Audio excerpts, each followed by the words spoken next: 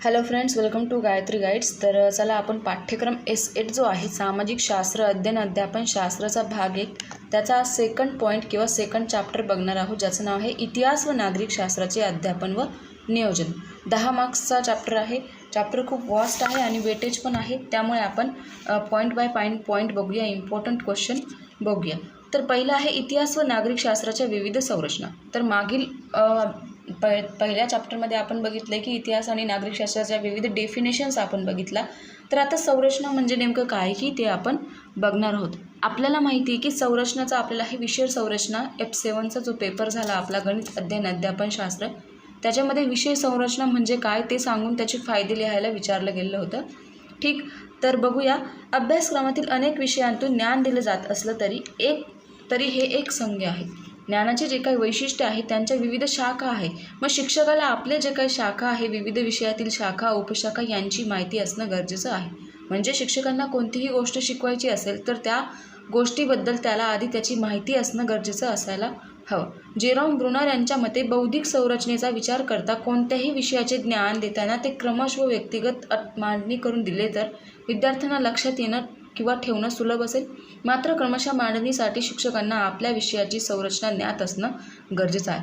म्हणजे काय की कोणतीही गोष्ट आहे तुम्हाला ती एक्सप्लेन करून सांगायची असेल मुलांना, तर ती गोष्ट जी आहे ती व्यवस्थित आणि क्रमशः तुम्ही क्रमवार एक्सप्लेन करून सांगितली तर मुलांना काय होईल, लक्षात ठेवायला सोपी जाईल आणि विद्यार्थ्यांना शिक्षकांना ती काही जी गोष्ट आहे ती क्रमशः जी गोष्टी आहे मांडणी ज्याची आहे ती संरचना ज्ञात असणं सगळ्यात पहिलं गरजेचं आहे. म्हणजे ती संरचना काय आहे ते गरजेचं माहिती असणं गरजेचं आहे. मग त्याच्यामध्ये विषय संरचनेचा अर्थ दिला आहे की आपल्याला माहिती की संरचना म्हणजे स्ट्रक्चर. त्याच्यामध्ये काय आहे की विविध ज्या काही भाग असतात, माहिती असते, त्यांची मांडणी केलेली असते. म्हणजे विविध शाखांमधील परस्पर संबंध स्पष्ट करणारी जी संख्या आहे किंवा संरचना आहे, रचना आहे किंवा व्यवस्था आहे, तिला म्हणायचे संरचना.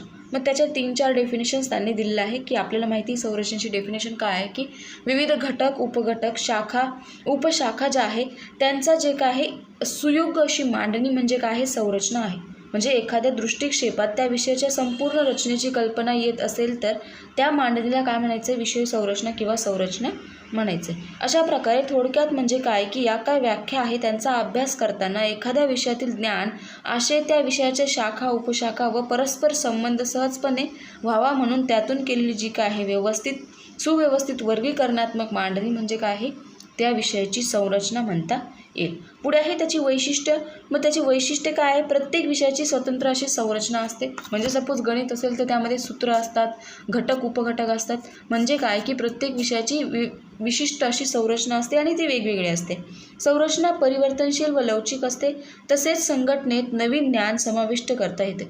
म्हणजे काय की जी संरचना आहे ती परिवर्तनशील असते आणि त्याच्यामध्ये फ्लेक्झिबिलिटी असते, कारण त्याच्यामध्ये जे काही ज्ञान आहे ते आपल्याला विविध ज्ञान जे आहे त्यांचं भर जो आपल्याला घालता येत असतो. संरचनेमध्ये आवश्यक त्या घटकांचे सूत्रबद्ध आणि अर्थपूर्ण असे वर्गीकरण दिलेले असते. संरचनेमुळे विषयाची व्याप्ती जी आहे ती समजते. संरचनेमुळे घटक उपघटक जे आहे ते समजतात. संरचनेमुळे एखाद्या घटकाचे किंवा विषयातील नेमके स्थान काय आहे ते समजू लागतं. संरचनेमुळे जास्तीत जास्त सुबोध आणि स्वयंपूर्ण असल्यामुळं ते काय आहे संरचना आपल्याला विविध प्रकारची जी समजणं आहे ती सोप्या पद्धतीनं किंवा संरचनेची जी मांडणी आहे ती वेगळ्या पद्धतीनं आपल्याला समजून घेता येतं आणि मांडता येतं. अशा प्रकारे त्याची वैशिष्ट्य आहे. पुढे आहे त्याची फायदे. मग संरचनेमुळे पाठ्यक्रमांचे जे काही स्थान आहे शिक्षकाला समजल्याने त्याच्या विषयाकडे पाहण्याचा जो दृष्टिकोन आहे तो बदलतो. तसेच आशयाकडे चिकित्सक वृत्तीने पाहण्याचा दृष्टिकोन आहे तो विशाल बनत असतो. मग शिक्षकाचं जे काही घटक आहे, घटक संरचनेतील स्थान आहे, त्यामुळे अध्यापन करताना कोणते पूर्वज्ञान आवश्यक आहे यासाठी अनुभवाची निवड करता येते. म्हणजे विद्यार्थ्यांना किंवा शिक्षकांना एखादा घटक विद्यार्थ्यांना शिकवायचा आहे, मग त्या घटकातील कोणतं पूर्वज्ञान शिक्षकांना कितपर्यंत ज्ञात आहे हे त्या संरचनेमुळं समजतं. संरचनेमुळे कमी श्रमात इतिहास विषयाची अधिक माहिती लक्षात येते. म्हणजे काय की कमी वेळात तुम्ही कोणताही पॉईंट जो आहे तो संरचनेमुळे शिकू शकतात. का ते, कारण त्याच्यामध्ये विषय जे असतात ते डिफरन्शिएट केलेले असतात. संरचनेमुळे विविध घटकांमधील संबंध समजल्याने आशय अर्थपूर्ण बनतो आशयाकडे समग्र दृष्टीने पाहता येतं. शिक्षकाला पाठ्यक्रम आणि पाठ्यपुस्तकाचे जे काही विश्लेषण आहे ते विविधपणे किंवा विशेष असं करता येतं. अध्यापन उद्दिष्टे, अध्यापनाचे नियोजन आणि त्याप्रमाणे प्रत्यक्ष अध्यापन यात परस्पर संबंध जो आहे तो आपल्याला दिसून येतो. मग घटकाच्या ज्या काय अध्यापनासाठी द्यायचा वेळ आहे व मूल्यमापनाची पद्धती आहे ते ठरवणं काय होतं, सोपं होतं. आशययुक्त अध्यापन करणं सोपं होतं. घटकाचे स्थान संरचनेत कोणत्या ठिकाणी आहे ते समजतं. ज्ञान रचनावाद जे काय आहे त्यामध्ये संरचनेची मांडणी आहे ती उपयुक्त आहे. अशा प्रकारे संरचना हे विषय संरचना, त्याची वैशिष्ट्ये आणि फायदे आहे, इम्पॉर्टंट नाही आहे परंतु थोडक्यात एक्सप्लेन केलं. पुढे आहे इतिहास विषयाची संरचना. मग इतिहासामध्ये आपल्याला माहिती आहे की विविध प्रकारचे स्थानिक, प्रादेशिक, राष्ट्रीय, आंतरराष्ट्रीय भाग असे इतिहासाचे पडलेले आहे. मग त्यानुसार कालगणना जे काय कालानुसार जे काही भाग आहे त्यांचा ठळक भागांचा विचार करता प्राचीन, मध्ययुगीन, अर्वाचीन असे भाग केले आहे. मग कोणत्याही देशाचा आर्थिक, सामाजिक, राजकीय, सांस्कृतिक इतिहास लिहिताना त्याची जी काय आहे ती त्रिमितीय रचना केलेली असते. म्हणजेच इतिहास, काळ, स्थळ आणि विषय असे 3 मित त्यामध्ये दिलेले असतात. बरोबर. मग इतिहासात जे काय प्रत्येक घटना आहे त्या प्रत्येक मिताशी संबंधित अर्थ त्यांचा लावता येतो. मग त्यामध्ये काय की उदाहरणार्थ 15 ऑगस्ट 1947 साली भारत स्वतंत्र झाला. स्थळ काय आहे भारत, काल काय आहे अर्वाचीन आहे आणि राजकीय काय आहे विषय आहे. मग या इतिहासातील ज्या काही घटना आहे त्यांचं विश्लेषण या मितीमध्ये मांडता येतं. मग त्यामध्ये काय आहे कालखंड, आशय, स्थळ असे 3 घटना आहे, 3 मित त्यांनी दिलेले आहे. ठीक आहे. तर त्यांची जी काय इतिहासाची त्रिमितीय संरचना त्यांनी पृष्ठ क्रमांक 1 वर आहे ती दिलेली आहे. बरोबर. तर नंतर आहे इतिहास संरचना क्रमांक 2 जी आहे तीही पण त्यांनी तिथे दिलेली आहे. इतिहास संरचना क्रमांक 3 आहे. म्हणजे 3 प्रकारची जी आहे कालखंड, आशय आणि स्थळ अशा प्रकारच्या 3 ज्या आहे ते त्यांनी तिथे मित ज्या आहे त्या दिलेल्या आहे. ठीक. पुढच्या पानावर वळूया की पुढे काय सांगते की जे काय संरचनेमुळे कोणकोणत्या घटकाला किती महत्त्व आहे हे शिक्षकांच्या लक्षात येतं आणि त्यावरून त्यांचं परीक्षण करणं त्यांना सोपं जातं. मग त्यामध्ये काय आहे की वृक्षाकार, समकेंद्रित, एकरेषीय, कालक्रम पद्धत इत्यादी पद्धत आपण ज्या बघितल्या त्या पद्धतींच्या म्हणजे सहाय्याने शिक्षकांना आपलं जे काय आहे अध्यापन जे आहे ते विद्यार्थ्यांना सांगणं किंवा समजावून सांगणं आणि शिकवणं सोपं जातं. मग चौथा आहे त्यामध्ये संरचना क्रमांक 4 त्याच्यामध्ये वृक्षाकार संरचना दिलेली आहे. जसं की आपल्याला पाण्याची जी काही संकल्पना दिली होती बघा की पाण्याचं वितरण कसं होतं शहरी, ग्रामीण, त्याचं जे काय आहे द्रव, वायू आणि जल जे काय आहे ते सगळं त्याच्यामध्ये त्यांनी दिलेलं होतं. अशा प्रकारे त्यांनी वृक्षाकार जी आहे ती डायग्राम तिथे दिलेली आहे. पुढे आहे इयत्ता 6वी ते इयत्ता 8वीच्या इतिहास व नागरिकशास्त्र या विषयांच्या पाठ्यपुस्तकांतील मूलभूत व नवे संबोध. मग प्रास्ताविक आहे. संबोध म्हणजे नेमकं काय की एक सर्वसामान्य कल्पना किंवा वर्ग कल्पना त्याला म्हणायचे. फॉर एक्झाम्पल किल्ले आहे, लोकजीवन, धर्म, स्थानिक शासन जे काही आहे त्यांना म्हणायचे संबोध. मग असे जे काही संबोध आहे ते तयार करत असताना निरीक्षण, संवेदना, अवबोधन, तुलना, गुणधर्म इत्यादी जे काही तुलना आहे त्यांचं सामान्यीकरण तेथे केलेलं असतं. मग सर्व विचार प्रक्रियेचा आधार म्हणजे संबोध किंवा संकल्पना असं म्हटलं जातं. मग संबोधात्मक अनेक गोष्टी एका वर्गाखाली आणल्या जातात आणि अनेक गोष्टी एकत्रित केल्या जातात त्याला म्हणायचं संबोध निर्मिती. मग माणसे अनेक प्रकारचे असतात आपल्याला माहिती की उंच, ठेंगणे, जाडा, सडपातळ, गोरा अशा प्रकारची जे काही माणसे आहेत ते एकत्रित केली तर त्यांच्या एकत्रित गटातील सर्व माणसांना आपण माणसे म्हणतो. असं नाही की हे माणसे आहे म्हणजे ठेंगणे आहे ते बुटके आहे मग त्यांना वेगळं नाव आहे असं नाही. तर ज्यांचा एकत्रित गट आहे त्याला काय म्हणायचं आहे माणसे आपण म्हणतो. म्हणजेच काय की एकत्रित जो गट असतो त्याला आपण संबोध म्हणतो. मग त्याची व्याख्या आहे 1 मार्क्ससाठी विचारली जाऊ शकते. समान गुणधर्म असलेल्या मूर्त किंवा अमूर्त बाबींच्या समूहात संबोध असे म्हणतात.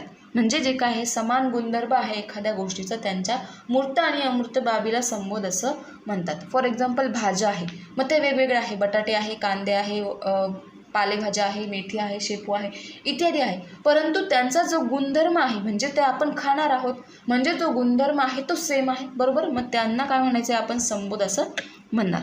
मग संबोध म्हणजे परिसरातील चेतकांचे वर्गीकरण करण्यासाठी वापरलेली जी काही नियम पद्धती आहे फार्नहॅम यांनी सांगितलेलं आहे. म्हणजे थोडक्यात सांगायचं म्हणजे स्मिथ काय म्हणत आहे की वर्गीकरण म्हणजे संबोध होय. अशा प्रकारे त्यांनी वर्गीकरणाचे जे आहे किंवा संबोध म्हणजे काय वर्गीकरण विविध जे काही विषय आहे घटक आहे विविध जे काही ठिकाण आहे त्यांचं वर्गीकरण करणं म्हणजे संबोध करणं. ठीक. तर पुढे त्यांनी दिलं आहे की किल्ले जे आहे, किल्ल्यांची जी संकल्पना आहे त्याचं त्यांनी पुढे वर्गीकरण केलेलं आहे.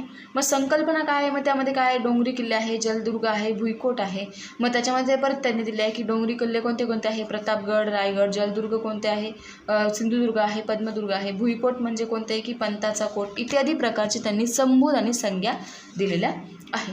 मग वरील संरचनेचे किंवा रचनेचे वर्गीकरण त्यांनी खालील प्रकारे दिलेले आहे. पुढे आहे संबोधाचे वर्गीकरण. ते आहे जवळपास 5 टप्प्यामध्ये पडतं. ते आहे, पहिलं आहे व्यक्तिविशिष्ट संबोध, इम्पॉर्टंट आहे, 3 मार्क्ससाठी विचारलं जाऊ शकतं. पुढे आहे वर्गविशिष्ट संबोध, गुणधर्मविशिष्ट संबोध आणि संबंधविषयक, संबंधवाचक संबोध आणि संख्यावाचक संबोध. तर त्यामध्ये दिलेलं आहे, काय काय दिलेलं आहे ते आपण बघूया. 5 नाही 6 टाईप पडतात. खाली एक दिलेला आहे कालवाचक संबोध, तो विसरला होते मी, सॉरी. तर यामध्ये काय आहे की व्यक्तिविशिष्ट संबोधामध्ये काय काय येतं की आपले जे काय राजा राणी आहे, छत्रपती किंवा सरदार आहे, त्यांचं जे काय व्यक्ती म्हणजे काय की व्यक्ती आणि त्याचा काहीतरी विशिष्ट असा संबोध होता. ठीक, विशिष्ट असं वर्गीकरण होतं. म्हणजे त्याच्यामध्ये काय येणार, राजा राणी, छत्रपती, जे काही सेनापती आहे किंवा आदर्श नेतृत्व असतं ते आपण व्यक्तिविशिष्ट संबोधामध्ये लिहू शकतो. वर्गविशिष्ट संबोधामध्ये काय येतं, घोडदळ, पायदळ, वायुदळ. गुणधर्म विशिष्ट म्हणजे काय की एखादा गुण आहे, एखाद्या विद्यार्थ्यामध्ये धाडसीपणा आहे, पराक्रमी आहे, तो कपटी आहे किंवा मग कसा आहे ते त्याचं गुण काय आहे ते त्याच्यामध्ये येत असतं. पुढे आहे संबंधवाचक संबंध म्हणजे शत्रुत्व, मित्रत्व, तटस्थ इत्यादी आहे. संख्यावाचक संबोध शतक, लाख, कोट. संख्या म्हणजे काय की ज्या संख्याने दर्शवलेलं असतं. कालवाचक म्हणजे काय, इसवी सन पूर्व, प्राचीन, मध्ययुगीन, अर्वाचीन इत्यादी प्रकारचे त्यामध्ये येतं. मग वरील जे काही विविध संबोध आहे त्यांचं वर्गीकरण विचारात घेता जे काय अध्यापनाचे स्थान आहे ते आपल्याला स्पष्ट होत असतं. म्हणजे विद्यार्थ्यांना संबोध स्पष्ट कळण्यासाठी विविध अध्ययन देणं हे आवश्यक आहे. मग इतिहासामध्ये मूलभूत संबोध जे आहे ते समजून सांगणं किंवा समजून सांगताना फरक, तुलना, परिणाम, कारणं, वर्गीकरण जे आहे त्यांचा भेद वापरता अध्यापनात करून विद्यार्थ्यांना संबोध सुस्पष्ट समजण्यासाठी मदत केलेली असते. मग त्याचं महत्त्व आहे पुढे. मग महत्त्व काय आहे की अध्यापन पद्धती जी आहे ती प्रभावी आशययुक्त होण्यासाठी संबोधाचा गरज आहे किंवा संबोध हा घटक जो आहे तो महत्त्वाचा आहे. मग संबोधामुळे काय होतं की एखादी गोष्ट आहे ती सोपे करून सांगण्यासाठी अनेक तंत्रे, साधने, तिथे सूत्रे यांचा वापर केलेला असतो. म्हणजे एखाद्या विद्यार्थ्याचं जे काही वर्गीकरण आहे ते कसं करावं यासाठी शिक्षकाला जे काही तंत्रे, साधने यांचा जवळचा संबंध तिथे तो वापरू शकतो. त्यासाठी त्याला जे काही उदाहरणे आहे, शैक्षणिक साधने आहे, विविध कौशल्य आहे, त्यांचा मूर्त अमूर्त बाबी आहे, अशा ज्या काही गोष्टी आहेत त्यांच्याविषयी ते ज्ञान आहे ते समजल्याशिवाय तो काय आहे एखाद्या विषयाचा संबंध आहे किंवा एखाद्या विद्यार्थ्यांचं वर्गीकरण करू शकत नाही. मग संबोधाचे मूलभूत घटक मग काय काय आहे, त्याचे जवळपास 5 जे काय आहे मूलभूत घटक आहे. तर ते कोणते कोणते आहे आपण बघूया. पहिलं आहे नाव. मग नाव मी तुम्हाला सांगितलं, एखादी वस्तू असेल, अनुभव, प्रक्रिया, आकृतिबंध यांचं जे काय वर्गीकरण असतं त्याला आपण नाव म्हणतो. नेम इंग्लिशमध्ये आपण त्याला म्हणतो. ठीक, व्याकरणाचा गोष्ट आहे नेम. ठीक. मग दिशा, शेती, फळे, पशुपालन, किल्ला इत्यादी गोष्टींना नाव असतात. मग एखाद्या संबोध वर्गीकरण करून वर्गीकरणाला गटाला जे काही नाव दिलं असतं त्याला म्हणायचं आहे संबोध. दुसरं आहे उदाहरणे. मग संबोधाला उदाहरणे असतात. मग उदाहरणाचे 2 प्रकार पडतात. त्यातील पहिला प्रकार व दुसरा प्रकार नकारात्मक असतो. पहिला असतो सकारात्मक, दुसरा आहे नकारात्मक. संबोधामध्ये उदाहरणामध्ये फरक ओळखा असतो किंवा मग होकारात्मक उदाहरणामध्ये संबोधाची जी काही वैशिष्ट्ये असतात ती सांगणे असं असतं. नकारात्मक उदाहरणामध्ये गुण वैशिष्ट्य दिसून येत नाही. फॉर एक्झाम्पल आपल्याला नकारात्मकमध्ये तोटे दिसून येतात आणि सकारात्मकमध्ये फायदे दिसून येतात. अशा प्रकारे उदाहरणे तिथे असतात. पुढे आहे गुणविशेषण. मग संबोधाला अनेक गुणविशेषण असतात. मग गुणविशेषण ओळखता आले पाहिजे. मग जे काय गुणविशेष आहे ते आपल्याला ओळखता आलं पाहिजे. मग आवश्यक आणि गुण वैशिष्ट्य जे आहे, आवश्यक अनावश्यक गुण वैशिष्ट्य आहे ते आपल्याला ओळखता आले पाहिजे. त्यातून आपल्याला वस्तू व घटना यांचे योग्य गटात वाटप करता आलं पाहिजे. पुढे आहे गुणधर्म मूल्य. मग संबोध निर्मितीमधून आपल्याला वस्तू व घटना ओळखता येतात, वर्गीकरण करता येतं, रंग, आकार जे आहे त्यांचं निकष जे आहे ते लावता येतात. त्यावरून त्या वस्तूचा दर्जा ठरवता येतात. उदाहरणार्थ शिवकालीन लोकजीवन कसं होतं, त्यांचे अलंकार कशा प्रकारे ते घालत होते, धातू वजन कसं होतं, कोणत्या भांड्यांमध्ये ते जेवत होते. थोडक्यात म्हणजे काय की संबोधाचे जे काय गुणधर्म आहे त्यांचं मूल्य आपल्याला सांगता आलं पाहिजे. पुढे आहे सामान्यीकरण. 2 किंवा 2पेक्षा अधिक संबोधातील जे काही म्हणजे त्याच्यातली संबंध आहे, साम्यभेद आहे ते दर्शवण्यासाठी हे विधान केलेलं आहे. मग याला संबोधाचे सामान्यीकरण असे म्हटलं जातं. मग संबोधातील 2 किंवा त्यापेक्षा जास्त गुणधर्म मिळून संबोधाचे सामान्यीकरण होय. मोगऱ्याचं फूल सुगंधी असते. यामधील मोगरा व सुगंधी अशी 2 प्रकारचे गुणवैशिष्ट्य फुलाला सामान्यीकरणामध्ये दिलेले आहे. अशा प्रकारे 3 मार्क्ससाठी विचारलं जाऊ शकतो. इम्पॉर्टंट क्वेश्चन आहे. पुढे आहे पाठ्यपुस्तकातील मूलभूत व नवे संबोध. मग इयत्ता 6वी मधील फरक घटनानुसार मूलभूत व नवे संबोध वर्गीकरण पाठ्यपुस्तक जे काय आहे ते त्यांनी दिलेलं आहे. इम्पॉर्टंट नाही आहे पण थोडक्यात आपण बघूया. मग त्यामध्ये घटक आहे, उपघटक आहे आणि त्यांची मूलभूत व नवे संबोध. मग काय काय आहे घटकमध्ये? प्राचीन आहे, प्राचीन घटक आहे. नंतर उपघटकामध्ये काय आहे? भारतीय उपखंड आणि इतिहासाची साधने काय काय आहे? मग रंग, भांडी, दागदागिने, भौतिक साधने, लिखित साधने इत्यादी, प्रतीके, चिन्हे. त्यामध्ये आहे हडप्पा संस्कृती. मग त्यामध्ये त्यांचं उत्खनन, नगर रचना, रस्ते, घरबांधणी कशी होती, विटा, स्नानगृहे, नमुने, प्रतीके, शेती कशी होती, पीक, पोशाख कसं होतं, बांगड्या, टोळ्या कशा होत्या, अशा प्रकारे आहे. वैदिक संस्कृतीमध्ये त्यांचं संहिता काय होतं, ऋचा, यजुर्वेद कसे होते, यज्ञविधी काय होता, लोकजीवन कसं होतं, कुटुंब, गृहपती, परिवार इत्यादी गोष्टी त्यामध्ये दिलेल्या आहे. नंतरचे दिलेले आहे 5वी गोष्ट आहे त्यामध्ये दिलेलं आहे की जे काय त्यांचं प्राचीन भारतीय धर्म जे होते ते कसे होते, जनपदे आणि महाजनपदे कशी होती, मौर्यकालीन भारत कसा होता, मौर्य साम्राज्य नंतरची जी काय राज्य होती ती कशी होती, म्हणजे इंडो ग्रीक राज्य, गुप्त घराणे जे आहे ते. नंतर दक्षिण भारतातील प्राचीन घराणे किंवा राज्य, मग त्याच्यामध्ये काय आहे, सेतुबंध येणार, प्रतिभा येणार, रत्ने येणार. नंतर प्राचीन भारत सांस्कृतिकमध्ये काय येणार की वैराग्य, उपनिषदे, महाभाष्य, सुसूत्र संहिता, रत्नसंहिताकार, पंचतत्व इत्यादी गोष्टी त्यामध्ये येणार. आणि प्राचीन भारत आणि जगमध्ये येणार आर्थिक, सांस्कृतिक, देवाणघेवाण, कला, कौशल्य. ठीक, अशा प्रकारे इतिहासाची प्राचीन साधनामध्ये त्यांनी 11 भाग पाडलेले आहे. नंतर आहे नागरिकशास्त्र. मग नागरिकशास्त्राचं मानव समाज आहे पहिला. मग त्यामध्ये काय की आपलं समाज जीवन कसं होतं, म्हणजे रूढी परंपरा, नीतिमूल्य, कायदे जे काय होते ते त्या काळी कसं होतं. दुसरं आहे सामाजिक विविधता. मग सामाजिक विविधता कशी होती, म्हणजे भाषा, चालीरीती जे काय आहे, उत्सव, सण उत्सव कशा प्रकारे सेलिब्रेट केले जात होते प्रत्येक धर्मामध्ये ते त्यांनी तिथे दिलं आहे. तिसरं आहे सामान्य प्रशासन, म्हणजे ग्रामीण स्थानिक शासन संस्था जी काय आहे, नगर परिषद, पाणी पुरवठा, दिवाबत्ती कशा प्रकारे घटक जे होते ते तिथे दिलेलं आहे. नंतर आहे चौथं नागर प्रशासन, म्हणजे शहरी स्थानिक शासन कशा प्रकारे होतं. नंतर 5वं आहे नागर प्रशासनच आहे. नंतर 6वं आहे जिल्हा प्रशासन कशा प्रकारे होतं, तर ते त्यांनी तिथे दिलेलं आहे. नंतर 7वीसाठी ही सेम आहे घटक. 7वीसाठी मूलभूत घटक आहे आणि साधने जे आहे शिवपूर्वकालीन आहे, धार्मिक समन्वय आहे, शिवपूर्वकालीन भारत आहे, महाराष्ट्र आहे, स्वराज्य स्थापनाच्या वेळीची काही गोष्टी आहे, मुघलांशी संघर्ष कशा प्रकारे झाला, स्वराज्याचा कारभार कशा प्रकारे आपण हे केला, आदर्श राज्यकर्ता कोण होता ते त्यांनी तिथे दिलेलं आहे. नंतर मराठ्यांचा स्वातंत्र्य संग्राम कसा प्रकारे झाला, मराठ्यांच्या सत्तेचा विस्तार कसा झाला, साम्राज्याची वाटचाल कशी झाली, महाराष्ट्रातील समाज जीवन होतं. ठीक, अशा प्रकारे 13 मुद्दे तिथे त्यांनी दिलेले आहेत. नंतर आहे नागरिकशास्त्रामधलं आपलं संविधान जे आहे ते त्यांनी दिलेलं आहे. मग त्याच्यामध्ये मूलभूत हक्क आहे भाग 1, 2, मग त्याची वैशिष्ट्य आहे, उद्देशिका आहे, ओळख दिलेली आहे, मार्गदर्शक तत्त्वे दिलेली आहे ते तिथे दिलेली आहे. नंतर 8वीसाठी ही सेम आहे. आधुनिक भारताचा इतिहास दिलेला आहे. त्यामध्ये त्यांनी जवळपास 16 पॉईंट जे आहे ते त्यांनी तिथे दिलेले आहे, ते तुम्ही बघून घ्यायचं आहे. पुढे आहे संबोधाचे परस्पर सहसंबंध. तर काय आहे की प्रत्येक विषयात अनेक प्रकारचे संबोध येत असतात. मग संबोध हे एकमेकांशी संबंधित असतात. 2 संबोधातील वेगळेपणा व संबंध समजल्यास विद्यार्थ्यांचे जे अध्ययन आहे ते चांगलं होण्यास मदत ही मिळत असते. मग कोणताही संबोध तयार होत असताना अनेक संज्ञा एकत्रित केलेल्या असतात. उदाहरणार्थ रायगड आहे, प्रतापगड आहे इत्यादी जे काही डोंगरी किल्ले आहेत, म्हणजेच डोंगरी किल्ले हा संबोध तेथे आलेला आहे. आपण बघितलं आहे की एक माणूस किंवा म्हणजे ठेंगणा आहे, बुटका आहे, गोरा आहे, काळा आहे इत्यादी प्रकारचे सगळे जे काय आहे ते माणसांचं गुणधर्म असले तरी त्यांचा संबोध जो आहे ते आहे माणसे. अशा प्रकारे त्यांनी तिथे वर्गीकरण त्यांचं केलं आहे. मग काही संबंध जे आहे किंवा संबोध जे आहे ते सोपे असतात किंवा समजण्यास सोपे असतात, परंतु काही जे असतात ते अवघड असतात.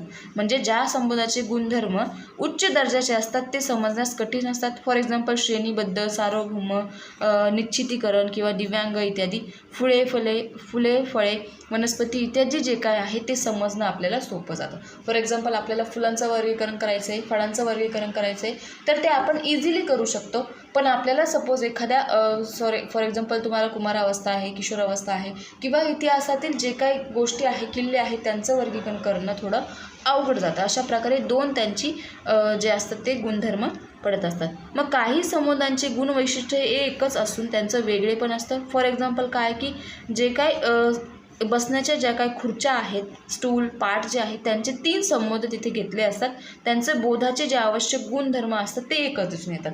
म्हणजे फॉर एक्झाम्पल बेड आहे, खुर्ची आहे, पाट आहे, सगळं जे काय आहे ते संबोध वेगवेगळे असले तरी बसण्याचा जे संबोध आहे तो एक आहे, गुणधर्म आहे तो एक आहे. म्हणजे ते काय की जे सगळं आहे, बेड आहे, खुर्ची आहे, टेबल आहे, ते आपण टेबल नाही, पाट आहे ते आपण बसण्यासाठी यूज करतो. म्हणजे काय की गुणधर्म जरी वेगवेगळे असले तरी संबोध जो आहे तो एकच आहे. म्हणजे वरीलप्रमाणे जे काही संबोध आहेत त्यांचे परस्पर संबंध, त्यांचे गुणधर्म, त्यांचा विचार जो आहे तो करून आपण अध्यापन जे आहे ते सुलभ करण्यासाठी काय केलं आहे, उपयोग आपण त्यांचा केलेला आहे. ठीक, पुढे आहे अध्यापनाच्या विविध पद्धती, तर त्या आपण बघूया. कथन पद्धत, आधार परीक्षण, प्रकल्प, नाट्यीकरण, भूमिका, अभियान, चित्रपट, व्हिडिओ क्लिप्स व पॉवर पॉईंट, सादरीकरण, शोधन पद्धत, या पद्धती यामध्ये दिलेल्या आहे. आपण फर्स्ट इयरमध्ये अध्यापनाच्या 2 पद्धती बघितल्या. एक होती विद्यार्थ्यांसाठी आणि दुसरी होती शिक्षकांसाठी. मग शिक्षकांसाठी मध्ये कथन होतं किंवा मग उद्गामी अवगामी पद्धती होते आणि विद्यार्थ्यांसाठी होतं सहकार्ययुक्त पद्धती. 3 होत्या अशा प्रकारे. तर इथे ज्या आहेत त्या वेगळ्या आहे. कथन जे आहे आणि नाट्यीकरण, भूमिका, अभिनय जे आहे, प्रकल्प, या ज्या आहेत त्या जवळपास कॉमन आहे. बाकीच्या थोड्या वेगळ्या आहेत. थोड्या म्हटल्यापेक्षा 2 ज्या आहेत तर त्याच फक्त वेगळ्या आहे की व्हिडिओ क्लिप व पॉवर पॉईंट आणि सादरीकरण किंवा चित्रपट. ठीक आहे, तर बघूया कथन पद्धत, बघूया डायरेक्ट, इम्पॉर्टंट आहे. तर इतिहासात कथन अध्यापन पद्धती प्रभावी मानली जाते. का? कारण कथन हे एक कौशल्य आहे. कथन म्हणजे काय की घटनेचे जे वस्तुस्थितीचे जसेच्या तसं केलेलं वर्णन तिथे लिहिलं असतं. फॉर एक्झाम्पल इतिहासामध्ये जे काही घडलं आहे ते आपल्याला कोणीही असं भरसगट करून सांगत नाही किंवा काहीही भरमकथा सांगत नाही. जे घडलं आहे तेच ते आपल्याला सांगत असतात. म्हणजे अशा पद्धतीचा जो आहे उपयोग नवीन माहिती सांगणं, एखाद्या प्रसंगाचं, घटनेचं, स्थानाचं वर्णन करण्यासाठी केला असतो. म्हणजे इतिहासाचे जे काही भूतकालीन घटना आहे त्यांचं माहिती देण्याची जी काही पद्धत आहे त्यासाठी कथन पद्धतीचा वापर करावा लागतो. मग इतिहासाच्या घटनेचा किंवा मग जसा आहे तसा प्रसंग जो आहे तो आपल्याला किंवा मग कथन करण्याची ताकद त्या कथन पद्धतीमध्ये असते. म्हणजे शिक्षक आपल्या भाषेद्वारे, क्रमाद्वारे चटकदार घटना मुलांपुढे स्पष्टपणे सांगू शकतात. त्यामुळे मुलांची जी काय आहे ती कल्पनाशक्तींना वाव मिळतो. ती कल्पनाशक्तीमुळे ती काय डोळ्यासमोर जे आहे ते तसं चित्र आपण उभं तिथे करू शकतो. फॉर एक्झाम्पल आपण शिवाजी महाराजांच्या काळात नव्हतो, त्यांनी काय केलं आपल्याला काही माहीत नाही, परंतु आपण पुस्तकात वाचून किंवा आपल्याला एखाद्याने स्टोरी सांगितली किंवा आपण एखाद्या काहीतरी ऐकतोय तर त्यांनी सपोज एखाद्यावर म्हणजे जे अफजल खानाची भेट आहे सपोज ना, तेव्हा आपण नव्हतो, आपल्याला माहीत नाही की कशा प्रकारे झालं, परंतु जे वाचल्यानंतर किंवा एखादी गोष्ट ऐकल्यानंतर आपल्या समोर ते चित्र जे आहे ते सेम हुबेहूब उभं राहतं. म्हणजे त्यातून काय होतं, आपले जे काही कल्पनाशक्ती आहे त्यांना वाव मिळतो आणि त्याच्यातून आपण खूप काही गोष्टी शिकू शकतो. म्हणजे काय की शिक्षकाचे भाषेवर प्रभुत्व असणं गरजेचं आहे. मग शिक्षकाने कथा मुलांच्या वयाला अनुरूप असायला हव्या. म्हणजे असं नाही की तुम्ही मोठे मुलं आहे आणि त्यांना लहान मुलांच्या कथा सांगत आहे. म्हणजे जे काय आहे वयानुसार त्यांना त्यांच्या कथा ज्या आहेत त्या सांगणं गरजेचं आहे. कथन ही एक विशिक्षण पद्धती नसली तरी ती जी काय आहे परिणामकारक कथन हे शिक्षकातील फार चांगलं साधन आहे. मग कथन पद्धतीचा उपयोग 5वी ते 7वी पर्यंतच्या विशेषतः विद्यार्थ्यांना केला जातो. महाविद्यालय स्तरावर ह्या पद्धती ज्या आहेत ते कमी वापरल्या जातात. कथन ही एक कला असल्यामुळे शिक्षकाला जमेलच असं नाही किंवा प्रत्येक शिक्षकाला जमेल असं नाही. कारण काहींना कथन पद्धती थोर पुरुष सांगायचे असतात किंवा काहींना संतकांच्या सांगता येतात, परंतु प्रत्येकालाच हे जमल असं नाही. मग शिक्षकशास्त्रात महाविद्यालयात व विद्यालयात पाठ घेताना विद्यार्थ्यांना काय माहिती आहे याबाबत पूर्वज्ञानावर आधारित प्रश्न विचारून माहिती काढून घ्यावी. मग कथन पद्धतीमध्ये जी माहिती विद्यार्थ्यांना माहीत नाही ती त्यांना कथनाद्वारे सांगणं गरजेचं आहे. बरोबर. तर पुढे आहे जे काय आपल्याला फॉर एक्झाम्पल त्याच्यातली योग्य ते ठिकाणं, चित्र, नकाशे, कालरेषा, प्रतिकूल साधनं इत्यादींचा उपयोग त्याच्यामध्ये जाणीवपूर्वक करावा लागतो. मग कथनातील जे काही भाषा आहे ती सोपी आणि सुबोध असायला हवी. बरोबर. नंतर आहे की मग जी काही स्टोरी झालेली असेल किंवा कथा जी आहे ती क्रमवार सांगायला हवी. बरोबर. म्हणजे जी काय स्टार्टिंग आहे ती स्टार्टिंगपासून सांगायला हवी. फॉर एक्झाम्पल आपण मूवी बघत असतो, आपण असं करतो की म्हणजे एंडिंगपासून स्टार्टिंगपर्यंत मूवी बघतो की स्टार्टिंगपासून एंडिंगपर्यंत बरोबर ना. आपण स्टार्टिंगपासून एंडिंगपर्यंत मूवी बघतो किंवा काहीही जे असेल ते बघतो तेव्हा आपल्याला समजतं. उलटं नाही चालायचं आहे तर सरळ चालायचं आहे. म्हणजे थोडक्यात कथन म्हणजे निवेदन किंवा विवरण करणं असं इतिहासाने म्हटलेलं आहे. मग एखादी घटना, वस्तुस्थिती किंवा विशिष्ट बाबीचे क्रमश जसेच्या तसे वर्णन करणं म्हणजे कथन होय. मग त्यामुळं काय होतं, कथन प्रभावी, आकर्षक आणि परिणामकारक होण्यासाठी मदत मिळू शकते. मग कथन प्रभावी होण्यासाठी इतिहास शिक्षकाने विचारात घ्यायचे काही प्रमुख मुद्दे त्यांनी दिलेले आहेत. तर ते कोणते कोणते आहेत? त्यातला पहिला आहे, प्रथम पाठ्यांशातील पाठ्यमुद्दे व उपमुद्दे जे आहे त्यांचं जे काय आहे त्यांना क्रमवार लावून घेणं गरजेचं आहे. म्हणजे जे काय तुम्हाला शिकवायचं आहे ते मुद्दे जे आहे ते क्रमवार लावले पाहिजे. बरोबर. त्यानंतर आहे दुसरा पॉईंट, पाठटाचन मांडणी अध्यापन शास्त्रानुसार करायला हवी. पाठ्यांशी आधारित जे काय प्रारंभ आहे, आकर्षण, कुतूहल, निर्मिती जी आहे ती कशी असायला हवी, ती व्यवस्थितपर्यंत असायला हवी. शीर्षक लेखन जे आहे, फलक लेखन जे आहे ते समान 2 भाग करून लिहायला गेले पाहिजे. विषय विवेचनात इतिहास पाठ्यशांची माहिती क्रमवार द्यायला हवी. क्रम मागे पुढे करता कामा नये. मग कथनातील जी भाषा आहे ती सोपी असायला हवी. त्यामधील हावभाव, चढ उतार, वाक्यातील दमदारपणा या बाबींची जाणीवपूर्वक वातावरण निर्मिती चांगली करण्यास गेलेली असायला हवी. कथन करताना योग्य त्या ठिकाणी शैक्षणिक साधनांचा वापर केला गेला पाहिजे. फॉर एक्झाम्पल चित्रे, नकाशे जे आहे त्यांचा समावेश त्यामध्ये केला गेला पाहिजे. कथनातील जे काही विचार प्रवर्तन आहे त्या प्रश्नांचं नियोजन त्यामध्ये केलं गेलं पाहिजे. कथन जे आहे ते नाट्यात्मक असायला हवे. मग भाषेवर त्यांचं प्रभुत्व, चेहऱ्यावरील हावभाव जे आहे ते, शारीरिक हालचाल जे आहे त्यांना महत्त्व तिथे गेलं पाहिजे. कथन करताना विविध उदाहरणे, दाखले, विनोदाने किंवा विनोदाची जी काही झालर त्यामध्ये असायला हवी. मग विद्यार्थ्यांच्या शारीरिक मानसिक वयाचा विचार तिथे केला गेलेला असायला हवा. कथन मनोरंजन करण्यासाठी स्वतःच्या मनातील कल्पना ज्या आहे ते किंवा काल्पनिक विचार जो आहे तो त्यामध्ये समाविष्ट करू नये. म्हणजे काय की स्वतःतील ज्या कल्पना आहे त्या तिथे लादवू नये. जे काय आहे ते ओरिजिनल जी काय कथा आहे तशीची तशी तुम्हाला तिथे सांगायची आहे. ठीक आहे. पुढे आहे, इतिहासातील ज्या घटना आहेत ते सत्य स्वरूपात असतात त्याप्रमाणेच कथन करावे. म्हणजे जशा ज्या घटना आहेत तसंच सांगायला हवं. थोडक्यात कथना शिक्षकाची भाषा, पाठ्याविषयी जे काय आहे ते त्यांची चढ उतार, माहिती, निवड आवड, क्रमवार मांडणी इत्यादी साधनांचा कथाशैलीमध्ये वापर करणं गरजेचं आहे. गुणदोष जे आहे ते माहिती असायला हवे. जी काही कथा सांगायची आहे त्यातील गुणदोष आपल्याला माहिती असायला हवे. मग त्यामध्ये लिहिले आहे की कथन पद्धतीचे गुण 2 मार्क्ससाठी विचारले जाऊ शकतात. तर काय काय आहे, कथन जे आहे ते मनोरंजनात्मक असायला हवं. म्हणजे अध्यापनात मनोरंजनात्मक त्यामुळे येतं. कथन प्रभावी केल्यामुळे विद्यार्थ्यांत इतिहासाची आवड निर्माण होते. नवीन माहिती सांगण्याची जी काय आहे सांगण्यासाठी कथन पद्धतीचा वापर केला जातो.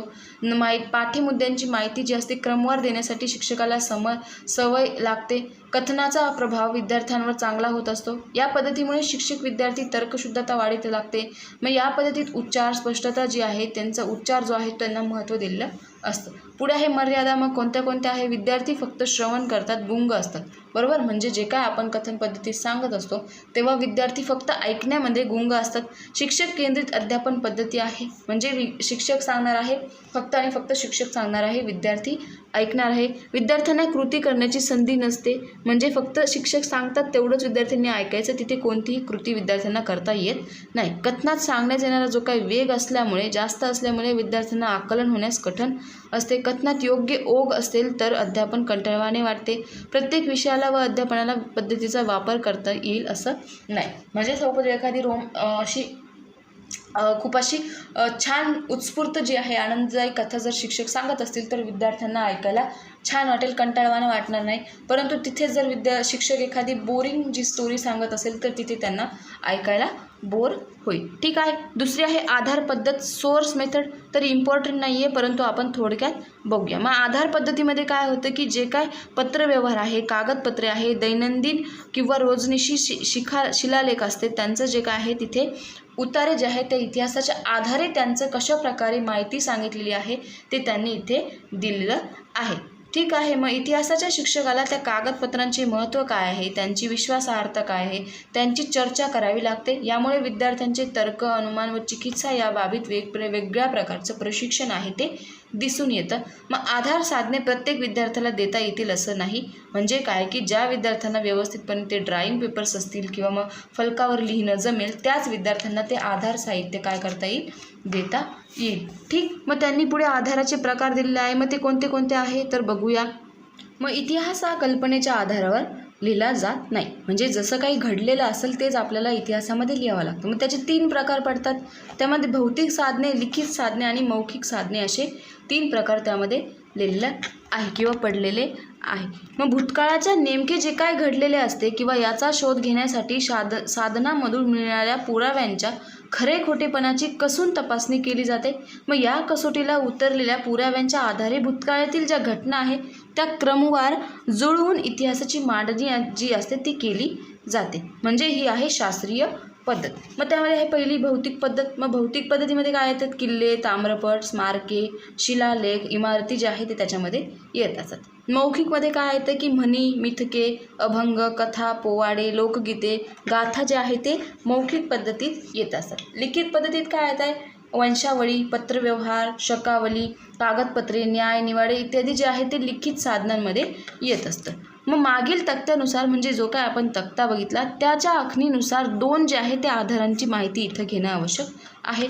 मग ते काय आहे? चौथं जे आहे प्राथमिक आधार म्हणजे ऐतिहासिक साधनातील जे काही प्राथमिक आधार आहे तो महत्त्वाचा मानला जातो. म्हणजे ज्या काळातील इतिहासातील काळातील घटनेशी संबंधित असलेले जे व्यक्तीने केलेली लेखन आहे यांचा समावेश प्राथमिक आधारामध्ये केला गेलेला असतो. पुढे आहे दुय्यम आधार म्हणजे ऐतिहासिक काळातील एखादी जी घटना आहे ती प्रत्यक्ष संबंधित असलेली व्यक्ती पण त्यावेळी उपस्थित असलेले जे काही व्यक्तीकडून ऐकलेल्या बाबींची नोंद किंवा अशी माहिती जी आहे ती असणं गरजेचं आहे. त्याला म्हणायचं आहे दुय्यम आधार. ठीक आहे. तर पुढे आहे आधार कसे वापरायचे याबाबत माहिती त्यांनी दिलेली आहे. म्हणजे आपले जे काही प्रसिद्ध ग्रंथ आहे महाभारत, रामायण यामधील उतारे वर्णन वाचून दाखवावं लागतं. म्हणजे त्यांचा अर्थ जो आहे तो सुलभ भाषेत सांगावे लागतात. फॉर एक्झाम्पल आपण भगवद्गीता वाचत असेल, ठीक, मग ती संस्कृतमध्ये असते. मग संस्कृतमध्ये वाचलं की सपोज त्यांना आपल्याला अर्थ कळाला नाही तर आपण ते तिथे मराठीत अर्थ दिलेला असतो तर तो आपण वाचू शकतो. किंवा मग कोणतीही गोष्ट असेल ती मराठीत असेल तर संस्कृतमध्ये आपण अर्थ जो आहे तो वाचू शकतो. ठीक आहे. तर पुढे दिलेलं आहे की पाठाच्या कोणकोणत्या पायरीत आधार वापरता येतील. मग ते त्यांनी दिलेलं आहे. मग ते काय काय असेल त्याच्यामध्ये की पहिलं आहे प्रास्ताविक, इम्पॉर्टंट आहे. तर प्रास्ताविक वापरता येतं, घटक वापरता येतो, विषय प्रतिपादन वापरता येतं, मूल्यमापन वापरता येतं आणि स्वाध्याय. अशा प्रकारे 4 ज्या गोष्टी आहेत त्या वापरले जातात. तर ते बघूया. प्रास्ताविक म्हणजे पाठाचा प्रारंभ, त्यालाच आपण प्रास्ताविक असं म्हणतो. म्हणजे पाठाला जी काही गोष्ट आपल्याला शिकवायची आहे त्याचा प्रारंभ करणं म्हणजे प्रास्ताविक होय. म्हणजे पाठाचा प्रारंभ आकर्षक व पाठाची गोडी जी आहे ती निर्माण करायला असायला हवं. म्हणजे एखादी गोष्ट तुम्हाला सुरुवात करायची आहे, सपोज तुम्हाला आता इतिहासाचा पहिला चॅप्टर वाचायचा आहे, मग तुम्ही प्रास्ताविक वाचलं तर तुम्हाला त्या पाठाबद्दलची जी आहे ती आवड किंवा गोडी जी आहे ती निर्माण होईल. मग जर तुम्ही प्रास्ताविक नाही वाचलं आणि डायरेक्ट पॉईंटला सुरुवात केलं तर तुम्हाला ते पुस्तक जे आहे ते वाचायला बोर होईल. पुढे आहे उदाहरणार्थ दिलं आहे त्यांनी काव्य, कवने, म्हणी, पत्र इत्यादी. घटक मग प्राचीन इतिहास, उपघटक आहे महाजनपदे आणि पाठ्यघटक आहे महाजनपदे. महाजनपदे कोणती आहे, कशास म्हणतात, एकूण किती आहे ते त्यांनी दिलेलं आहे. तर एकूण 16 पदे आहे. तर त्यांनी ती खाली आधार महाजनपदे त्यांचा जो चार्ट त्यांनी तिथे दिलेला आहे.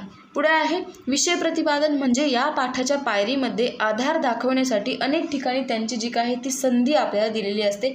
मग या ठिकाणची जी काय सर्व पाठांचा आशय आहे ते समजावून सांगणं गरजेचं आहे. येथे अनेक कौशल्यांचा वापर आपल्याला करता येतो. मग एक उदाहरण आपण यामधलं बघूया. फॉर एक्झाम्पल राजमुद्रा आहे. मग घटक काय आहे, स्वराज्य स्थापन. मग त्यामध्ये राजमुद्रा दाखवून त्याचा अर्थ त्यांनी तिथे सांगितलेला आहे. मग नंतर आहे मूल्यमापन. मग या पायरीमध्ये उपयोजनात्मक मूल्यमापनात इतिहासातील जे काही साधने आहे ते ओळखता येतील. ऐतिहासिक नकाशात स्थळे शोधणं, कालारेषा तयार करणं, भाषा ओळखणं इत्यादी बाबी येथे आपल्याला करता येतील. नंतर आहे स्वाध्याय. मग या पाठाच्या पायरीमध्ये अनेक बाबी शोधण्यास लावणे किंवा मग परिसरातील किल्ला भेटी देणे, वंशस्थळी जाणं किंवा नाणी संग्रह करणं, चित्रांचे संकलन करणं इत्यादी गोष्टी यामध्ये येतात. तुम्ही जर लहान असतील किंवा म्हणजे 7वी 8वीच्या वेळेस आपल्याला राजमुद्र्याचा जिथे टॉपिक यायचा तिथे आपल्याला जे काय होते आपले टीचर जे आहे ते नाणी जे आहे ते गोळा करून आणायला लावायचे. जुने जे नाणी असतील ते तुम्हाला म्हणजे संग्रह जो आहे तो करायला लावायचे, बरोबर. तर अशा प्रकारे त्याचे 4 पायऱ्या आहे. कोणत्या कोणत्या आहे, प्रास्ताविक, घटक, विषय प्रतिपादन, मूल्यमापन आणि स्वाध्याय, बरोबर. मग आधार पद्धतीचे गुण आणि फायदे दिलेले आहे की काय काय आहे की आधार पद्धतीमुळे विद्यार्थ्यांची कुतूहल निर्मिती, जागृती जी आहे ती मनोरंजनात वाढ होत असते. आधार दाखवल्यामुळे विद्यार्थ्यांच्या बुद्धीला, विचारशक्तीला व निरीक्षण शक्तीला चालना मिळत असते. आधार पद्धतीमुळे इतिहास विषयाबद्दलची जी काय अभिरुची आहे ती विद्यार्थ्यांना आवड जी आहे ती निर्माण होते. इतिहासातील पुरावे दाखवल्यामुळे विद्यार्थ्यांच्या मनात इतिहासाबद्दलची विश्वासार्हता जी आहे ती आवडून होते. मग विद्यार्थ्यांना प्राचीन ग्रंथांबद्दलची माहिती मिळते. आधार पद्धतीमुळे शिक्षकांनी वापरलेले जे काही विद्यार्थ्यांच्या शोधन वृत्ती आहे ती वाढीस लागते. खरं सांगायचं म्हटलं तर इतिहास जो विषय आहे तो मला तर खूप जास्त बोर होतो, कारण मला बिलकुलही इतिहास विषय आहे तो समजत नाही. परंतु मी जर इतिहासाची जी कन्सेप्ट आहे, फॉर एक्झाम्पल ती कन्सेप्ट मी यूट्यूब थ्रू बघितली किंवा मग एखाद्या मूवी थ्रू जर बघितली तर ते मला लगेच समजते. म्हणजे काय की इथं काय दिलं की जे काही पुरावे दाखवल्यावर विद्यार्थ्यांच्या मनात इतिहासाबद्दल विश्वास जो आहे किंवा अभिरुची आवड जी आहे ती निर्माण होते. म्हणजे फक्त वाचून ते समजत नाही, तर आपण सपोज एखादी गोष्ट आहे, फॉर एक्झाम्पल आता आपण हे नागरिकशास्त्र आणि इतिहास जे आहे ते बघत आहे, संविधान बघत आहे. परंतु तुम्ही जर संविधानाचा एखादा व्हिडिओ बघितला तर तुम्हाला इतिहास आणि नागरिकशास्त्र जे आहे ते आवडेलही आणि समजेलही. ठीक, मग त्याचे पुढे तोटे आणि मर्यादा दिलेल्या आहेत. तर नंतर आहे आधार पद्धतीवर अपेक्ष. मग अपेक्ष काय आहे ते आपण बघूया. इम्पॉर्टंट आहे, 2 मार्क्सला विचारलं जाऊ शकतं. मग विद्यार्थ्यांच्या मातृभाषेत आधार उपलब्ध नाहीत, त्यामुळे ही पद्धत जी आहे ती फार उपयुक्त ठरत नाही असा अपेक्ष नोंदविला जातो. मग सध्या मातृभाषेत अनेक आधार उपलब्ध होत असल्यामुळे अपेक्षात तथ्य नसल्याचं जाणवतं. मग इतिहासात जे काही शिक्षकाचे ज्ञान व्यापक आणि सखोल असल्यामुळं किंवा मग असल्याखेरीज आधाराच्या ज्या गोष्टी आहेत त्या साध्य होऊ शकत नाही. म्हणजे काय की सपोज तुम्हाला इतिहास शिकवणारा जो शिक्षक आहे तो कितीही छान त्यानं शिकवलं, परंतु त्याला दाखवण्यासाठी आधार नाही आहे, बरोबर. म्हणजे त्या काही ज्या गोष्टी आहेत त्या गोष्टी तिथे आहे, त्यामुळे तुम्ही त्यांना किंवा मग त्या शिक्षकांनी तुम्हाला कितीही छान शिकवलं तरी तुम्हाला ती जी गोष्ट आहे ती तुमच्या डोक्यात जाईलच असं नाही. तसं गणित आहे बघा, सपोज विज्ञान असेल, विज्ञान एखादं खूप छान शिकवत असेल, फॉर एक्झाम्पल तुम्हाला एखादी जी आहे डायजेस्टिव्ह सिस्टीम तुम्हाला शिकवत असेल किंवा मग अन्न पचन संस्था जी आहे ती तुम्हाला शिकवत असेल, तर पचन संस्था जी आहे तिचा आपण प्रॅक्टिकल घेऊन शिकू शकतो किंवा मग पचन संस्थेची जी डायग्रॅम असते ती सांगून आपण शिकू शकतो. त्यामुळे ती काय आहे, विज्ञान जी संकल्पना आहे किंवा मॅथ आहे ते आपल्याला कसं वाटत असतं, उत्स्फूर्तदायी, आनंददायी आणि आवड निर्माण होत असते. त्यामुळे इतिहासामध्ये तसं काही दाखवायला नसतं. त्यामुळे काय होतं की इतिहासातला तुमचा शिक्षक कितीही छान तुम्हाला शिकवत असेल तरीही जी गोष्ट आहे ती विद्यार्थ्यांच्या डोक्यावरून कधी कधी जाऊ शकते. पुढे आहे प्राचीन काळातलं जे आहे बरेच आधारित प्राचीनकालीन व मध्ययुगीन आहे. त्यांची भाषा जी आहे ती शाब्द आणि दुर्बोध असल्यामुळे, म्हणजे ती भाषा जी आहे ती हार्ड असल्यामुळे समजत नाही. मग पुढे आहे इतिहासाचे जे काय आधार पद्धती आहे ती अल्पवयीन अपरिपक्व असल्यामुळे विद्यार्थ्यांना संशोधकाची व इतिहासाची भूमिका जी आहे ती राबवावी लागते. सदर जे अपेक्षा आहे ते अयोग्य वाटतो. म्हणजे विद्यार्थ्यांना संशोधन किंवा शास्त्रज्ञ बनवण्याचा हेतू जो आहे तो न ठेवता त्यांचा जो इतिहासात अभिरुची वाढवावी असा हेतू त्यांचा असतो. मग इतिहासातील अनेक आधार एकांगी व अतिरंजित असल्यामुळे त्यातील विद्यार्थ्यांना सत्य ज्ञानाची प्रचिती होत नाही. म्हणजे जे काय आहे ते आधार जे आहे किंवा इतिहासातील जे काय आहे गोष्टी त्या सत्य म्हणजे अतिरंजक वाटत असतात, बरोबर. त्यामुळे त्यांची जी काय आहे ज्ञानाची प्रचिती विद्यार्थ्यांना होत नाही.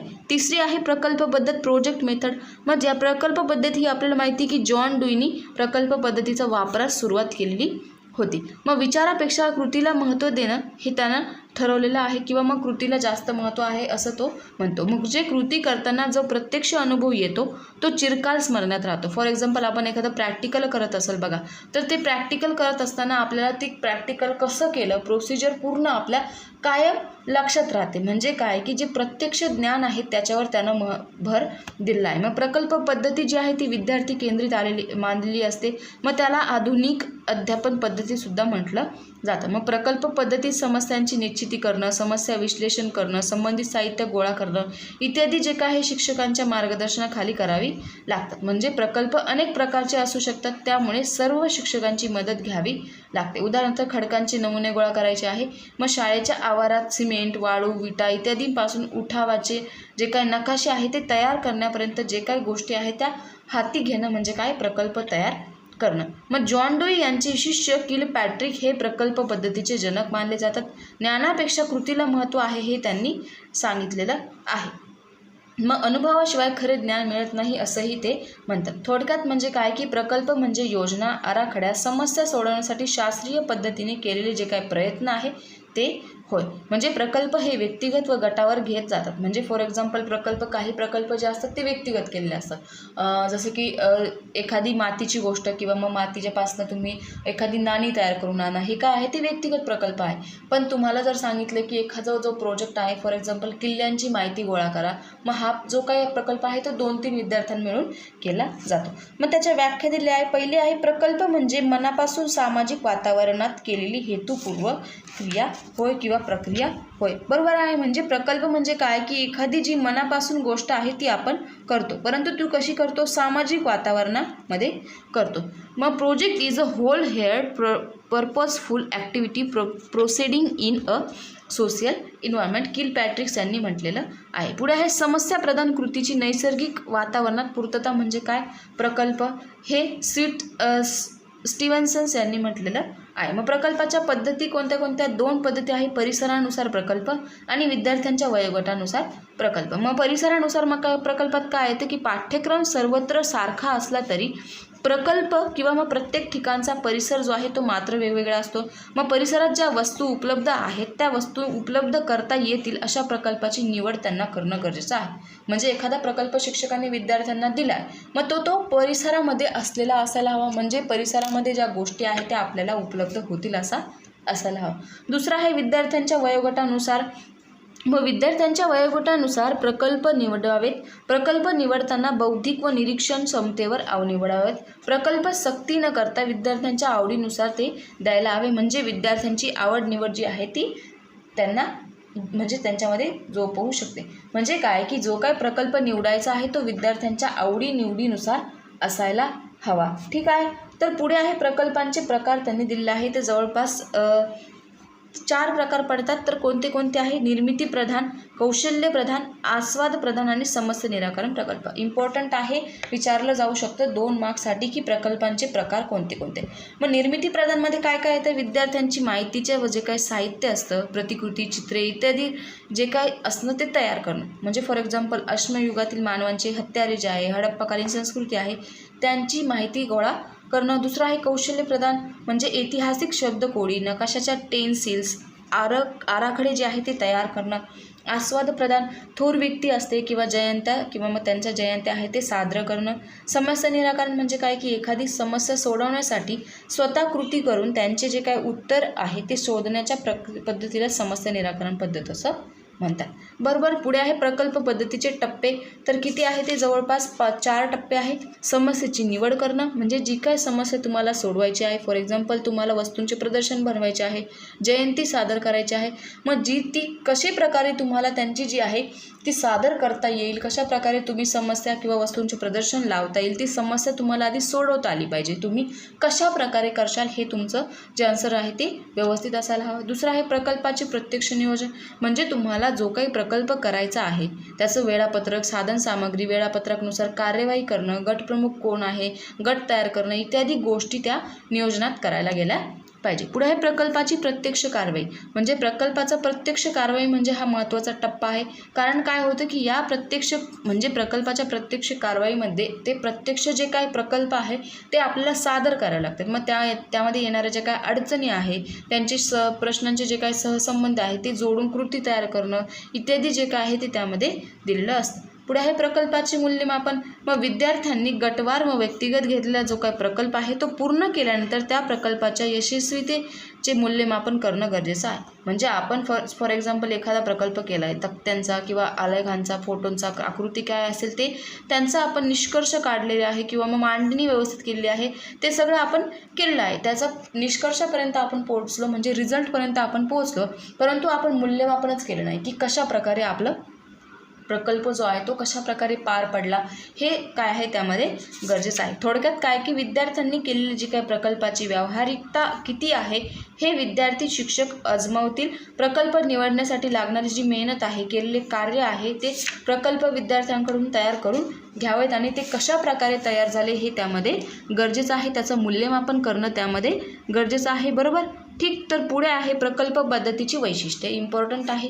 तर काय काय आहे? प्रकल्प पद्धती ही विद्यार्थी केंद्रित असायला हवी, अडचणीच्या वेळी शिक्षक मदत करायला हवे, या पद्धतीत कृतीवर भर दिलेला असतो, या पद्धतीमुळे घेतलेले जे काही ज्ञान व प्रत्यक्ष व्यवहार यांची सांगड त्यामध्ये घातलेली असते, या पद्धतीत विद्यार्थ्यांत संघ भावना तयार होते, विद्यार्थ्यांची मानसिक व शारीरिक क्षमतेनुसार जी आहे ती प्रकल्प त्यांना दिले गेले असते, बुद्धी, कृती आणि श्रम जे आहे ते यांना महत्त्व दिलेले असतं, विद्यार्थ्यांना कृतीयुक्त ज्ञान मिळत असल्याने कंटाळा न येता मनोरंजनात्मक जी आहे ती वृत्ती त्यांच्यामध्ये वाढत असते. मग प्रकल्प पद्धतीचे फायदे दिलेले आहे, नंतर त्याच्या मर्यादा दिलेल्या आहे आणि प्रकल्प पद्धतीचे तत्त्वेसुद्धा त्यांनी तिथे दिलेलं आहे. तर फायद्यामध्ये काय काय येणार की एखादी जी काही गोष्ट आहे ती आपल्याला त्यांचा संबंध आहे तो व्यवस्थित आपल्याला समजू शकेल, अनेक स्थळांना भेटी देऊन माहिती मिळवून गेल्यामुळे व्यवस्थित प्रत्यक्षरित्या आपण जे काय आहे अनुभव आपण तिथे मांडू शकतो. मर्यादा काय काय आहे की प्रकल्प पद्धतीमुळे पूर्ण पाठ्यक्रम जो आहे तो घेता येत नाही, प्रत्येक प्रकल्प हा पूर्ण होईल असं नाही, एखादा प्रकल्प अधुरा राहू शकतो, प्रकल्प पूर्ण करण्यासाठी संदर्भ साहित्य गोळा होईल किंवा उपलब्ध असेल असं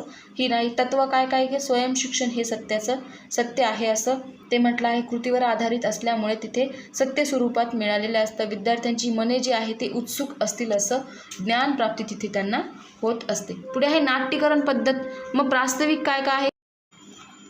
कोणताही संवाद जो आहे तो अगर भाषण हावभावयुक्त वाचणे अगर करणे म्हणजे काय? नाट्यकरण. फॉर एक्झाम्पल जे काही आपल्याला बोलायचं आहे ते हावभावयुक्त करणं, सादर करणं म्हणजे काय? नाट्यकरण. मग नाट्यकरण खालच्या वर्गापासून ते वरच्या वर्गापर्यंत इतिहास, भूगोल, नागरिकशास्त्र, भाषा इत्यादी विषयामध्ये करता येतं. मग वर्गात काही संवादाचे नाट्यकरण करता येतं तर काही संवादांचे नाही करता येत. म्हणजे काय की नाट्यप्रवेश, एकांकिका, देखावे, मूकनाट्य, स्तब्ध नाट्य, छाटानाट्य, नाट्यवाचन इत्यादी जे काही त्यांच्यातून काय होतं मुलांच्या सुप्त गुणांना चालना देता येते. त्याचप्रमाणे नाट्य विषय हा मुलांच्या मनावर खोल परिणाम करत असतो. मग नाट्यकरणामुळे ज्याप्रमाणे मुलांच्या अभिव्यक्तीला वाव मिळतो त्याप्रमाणे त्यांना शब्दांचे उच्चार, आघात इत्यादींचे जे काही ते शिक्षण मिळत असतं. मग यात मुलांच्या भावनेला आव्हान दिलं जातं, त्यांच्या कल्पनाशक्तींचा विकास होत असतो. मग त्याच्या व्याख्या आहे, मग विशिष्ट उद्देश डोळ्यापुढे ठेवून व त्याला शैक्षणिक आशय देऊन वर्गात साद करणं म्हणजे काय? नाट्यकरण करणं. त्याची काही पद्धती आहे, पद्धतीची उद्दिष्ट आहे. मग काय काय? विद्यार्थ्यांना आवाजातील चढ उतार यांचा परिचय करून देणं, विद्यार्थ्यांच्या अभिनयाला संधी देणं, विद्यार्थ्यांचे साहित्य जे आहे, अभिरुची जी आहे त्यांची जी आहे ती साहित्य किंवा अभिरुची आवड निवड आहे त्यांच्या विकासाला चालना देणं. बरोबर. पुढे आहे विद्यार्थ्यांची भाषण, संभाषण, आंतरक्रिया, अभिव्यक्तीस पूरक निर्माण करणं, विद्यार्थ्यांपर्यंत रंजक पद्धती जी आहे आशय जो आहे तो पोहोचण्याची किंवा आशयाबद्दल त्याची जी काय अभिप्राय आहे तो अभिरुची जी आहे ती वाढवणं, सामाजिक कौशल्य किंवा मग सामाजिक व नैतिक प्रश्नांचा शोध घेणं, भावनिक किंवा अभिव्यक्ती मूल्य जे आहे त्यांचा शोध घेणं. मग नाट्यकरणाची तात्विक भूमिका टिपालिहामध्ये विचारली जाऊ शकते 2 मार्क्ससाठी. मग काय आहे? नाट्यकरणामध्ये पाठ्यपुस्तकातील एक आशय निवडून त्याचं संवाद लेखन गेला असतो. मग संवाद लेखन म्हणजे काय की मूळ आशयाला धक्का न लावता संवाद लेखन करावा लागतो. म्हणजे त्याच्या योग्य तेवढ्या तालामी किंवा जे काही योग्य तेवढी रंगभूषा, वेशभूषा, केशभूषा करून तो समजून तो आशय जो आहे तो रंगमंचावर सादर करणं हे नाट्यकरणाचं अत्यंत स्पष्ट असं काय आहे? रूप आहे. मग विद्यार्थ्यांतील निभिडस्तपणा जो असतो, आत्मकेंद्री वृत्ती असते ती दूर करून स्वतःचे शरीर किंवा मग स्वतःचे जे काय हावभाव आहे याद्वारे नाट्यमय परिणाम साध्य करता येतात याची जाणीव नाट्यकरणातून होत असते. मग त्यांचे जे काही भावनांचे विविध अनुभव आहे ते घेणं आणि इतरांपर्यंत पोहोचवण्याचं काम कशामुळे होतं? नाट्यकरणामुळे होते. थोडक्यात वर्ग अध्यापनात नाट्यकरणा इतके किंवा नाटका इतकी तयारी नसते. त्यामुळे हे जे अध्ययन आहे किंवा नाट्यकरण जे आहे ते नाटक नसून पर्याय स्वरूप नाट्यकरण होय. मग त्याच्या पायऱ्या आहे, त्याची प्रास्ताविक आहे. पहिली पायरी काय आहे की या पायरीमध्ये जे काही तुम्हाला सादर करायचं आहे त्याबद्दल थोडंसं तुम्ही माहिती तिथे द्यायची आहे, जी समस्या आहे, उदाहरण आहे, प्रसंग आहे याबद्दल थोडीफार विद्यार्थ्यांना किंवा तुमचे जे काही श्रोते आहेत त्यांना जागरूक करायचं आहे. नंतर आहे पूर्वतयारी. मग जे काही तुम्हाला नाट्यकरण करायचं आहे, आशय तो सादर तुम्हाला करायचा आहे, ज्या पात्राची निवड तुम्हाला करायची आहे किंवा मग जो आशय साजरा करायचा आहे त्यामध्ये कोणती कोणती पात्रे आहे, मग त्यांची निवड कशी करणार, त्याचा सराव घेणं आणि जे काही थोडीफार त्यांची प्रॅक्टिस करून घेणं आणि नंतर ते रंगमंचावर सादर करणं, अशी प्रकारे पूर्वतयारी जी आहे ती आधी केली पाहिजे.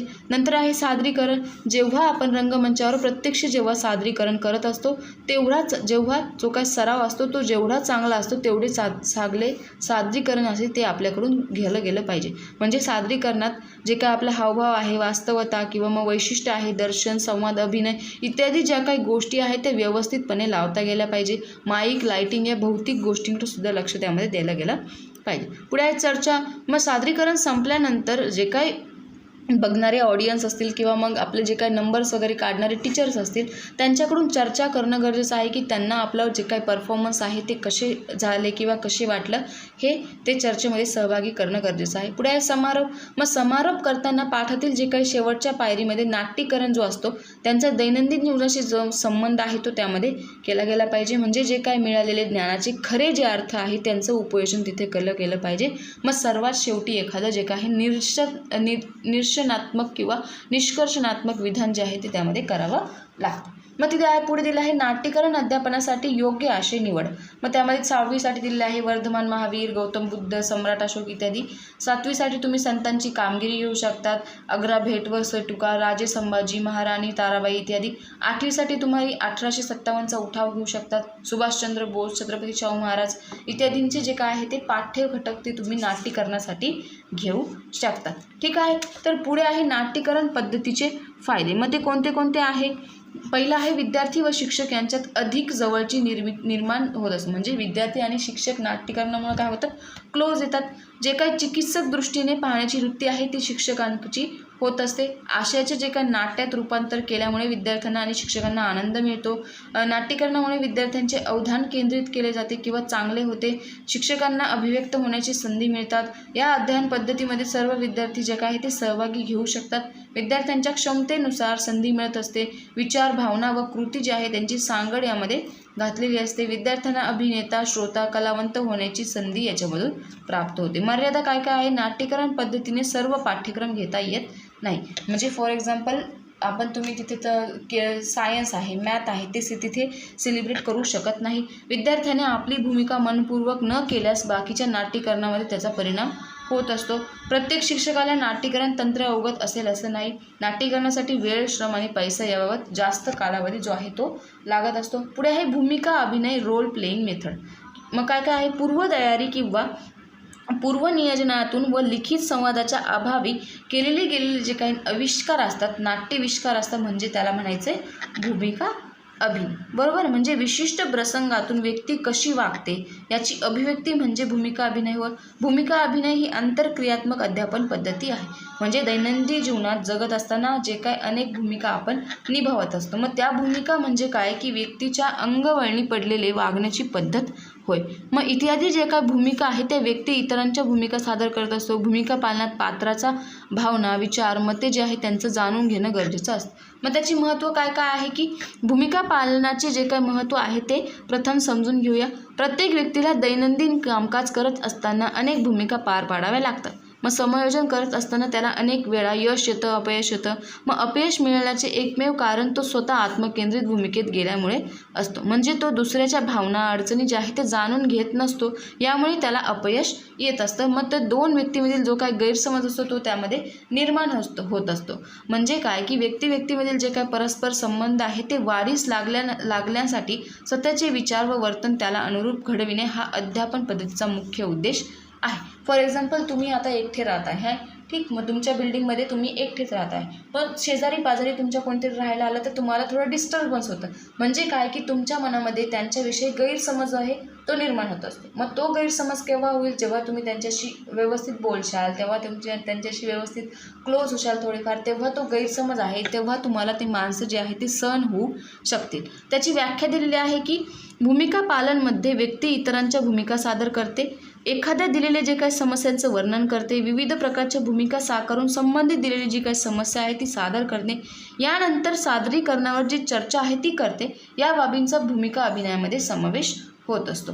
मग पूर्वतयारी किंवा पूर्वनियोजना वाचून व लिखित संहितेच्या अभावी केलेले जे काही नाट्यविष्कार आहे त्याला म्हणायचे भूमिका अभिनय. रोल प्लेइंग इज अनप्रिपेअर अनरिहर्स्ड ड्रामॅटिझायझेशन असं त्याला म्हणायचं आहे. ठीक आहे. भूमिका अभिनयाची वैशिष्ट्य आहे. मग कोणती कोणती आहे? विद्यार्थ्यांच्या जीवनाशी निगडीत असलेल्या ज्या काही समस्या घेऊन तिच्यावर सादरीकरण करू शकतो. भूमिका अभिनय हे अभिरूपतेचा एक प्रकार आहे. यामुळे काय होतं, विद्यार्थी इतरांच्या भूमिका काही काळापुरत्या स्वीकारू शकतो. भूमिका सादर करण्यासाठी विद्यार्थ्यांमध्ये आंतरक्रिया महत्त्वाच्या आहे. फॉर एक्झाम्पल आपण एखादा मूवी बघत असतो बघा, तर त्यामध्ये काय करतो, फॉर एक्झाम्पल एखादा हिरो आहे त्याला PM किंवा CMचा रोल त्यामध्ये त्यांनी दिलेला असतो. ठीक आहे.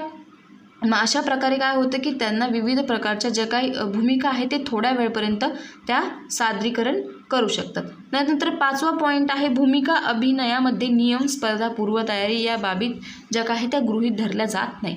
म्हणजे भूमिका करत असताना तुमच्यामध्ये किती स्पर्धा, कोण किती छान करतं, अशा प्रकारे जे नियम आहे, पूर्वतयारी आहे किंवा स्पर्धा आहे त्या गृहीत धरल्या जात नाही. पुढे आहे त्याचे हेतू. मग भूमिका अभिनयामुळे विद्यार्थ्यांच्या भावना, अभिरुची, अभिवृत्तीला चालना मिळते. त्यातून समस्या सोडवण्याचं जे कौशल्य आहे ते विकसित होतात. विद्यार्थ्यांचे मूल्य, वृत्ती, अवबोध जे आहे त्याच्यामध्ये वाढ होते.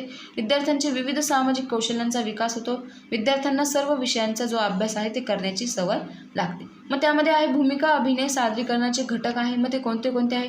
उद्देश बिंदू, नंतर आहे संरचना आहे, मनोभूमिका असते, सहभागाची निवड असते, नंतर रंगमंच व्यवस्थापन असतं, अभिनयाचं जे काही चर्चा असते ती घडवून येणं इत्यादी जे काय आहे ते त्याचे घटक आहे. थोडक्यात म्हणजे काय की भूमिका अभिनय पद्धतीचा वापर केल्यानंतर विद्यार्थ्यांचे जे काही नैतिक, भावनिक, सामाजिक विकास त्यांच्यामध्ये होत असतो. मात्र या पद्धतीला वेळ जास्त लागत असल्यामुळे विद्यार्थ्यांचा जो काही शिक्षक यांचा उत्साह असेल तो भूमिका अभिनय पद्धतीला पाठ चांगला होत असतो. पुढे आहे क्षेत्रभेद. इम्पॉर्टंट आहे, 2 मार्क्ससाठी नोट आहे किंवा मग टिपा लिहामध्ये विचारलं जाऊ शकतं की संशोधनात्मक किंवा ज्ञानात्मक अभ्यास हा प्रयोगशाळेत किंवा वर्गात करण्याऐवजी नैसर्गिक वातावरणात केला पाहिजे. फॉर एक्झाम्पल आपल्याला एखादी गोष्ट समजून घ्यायची आहे.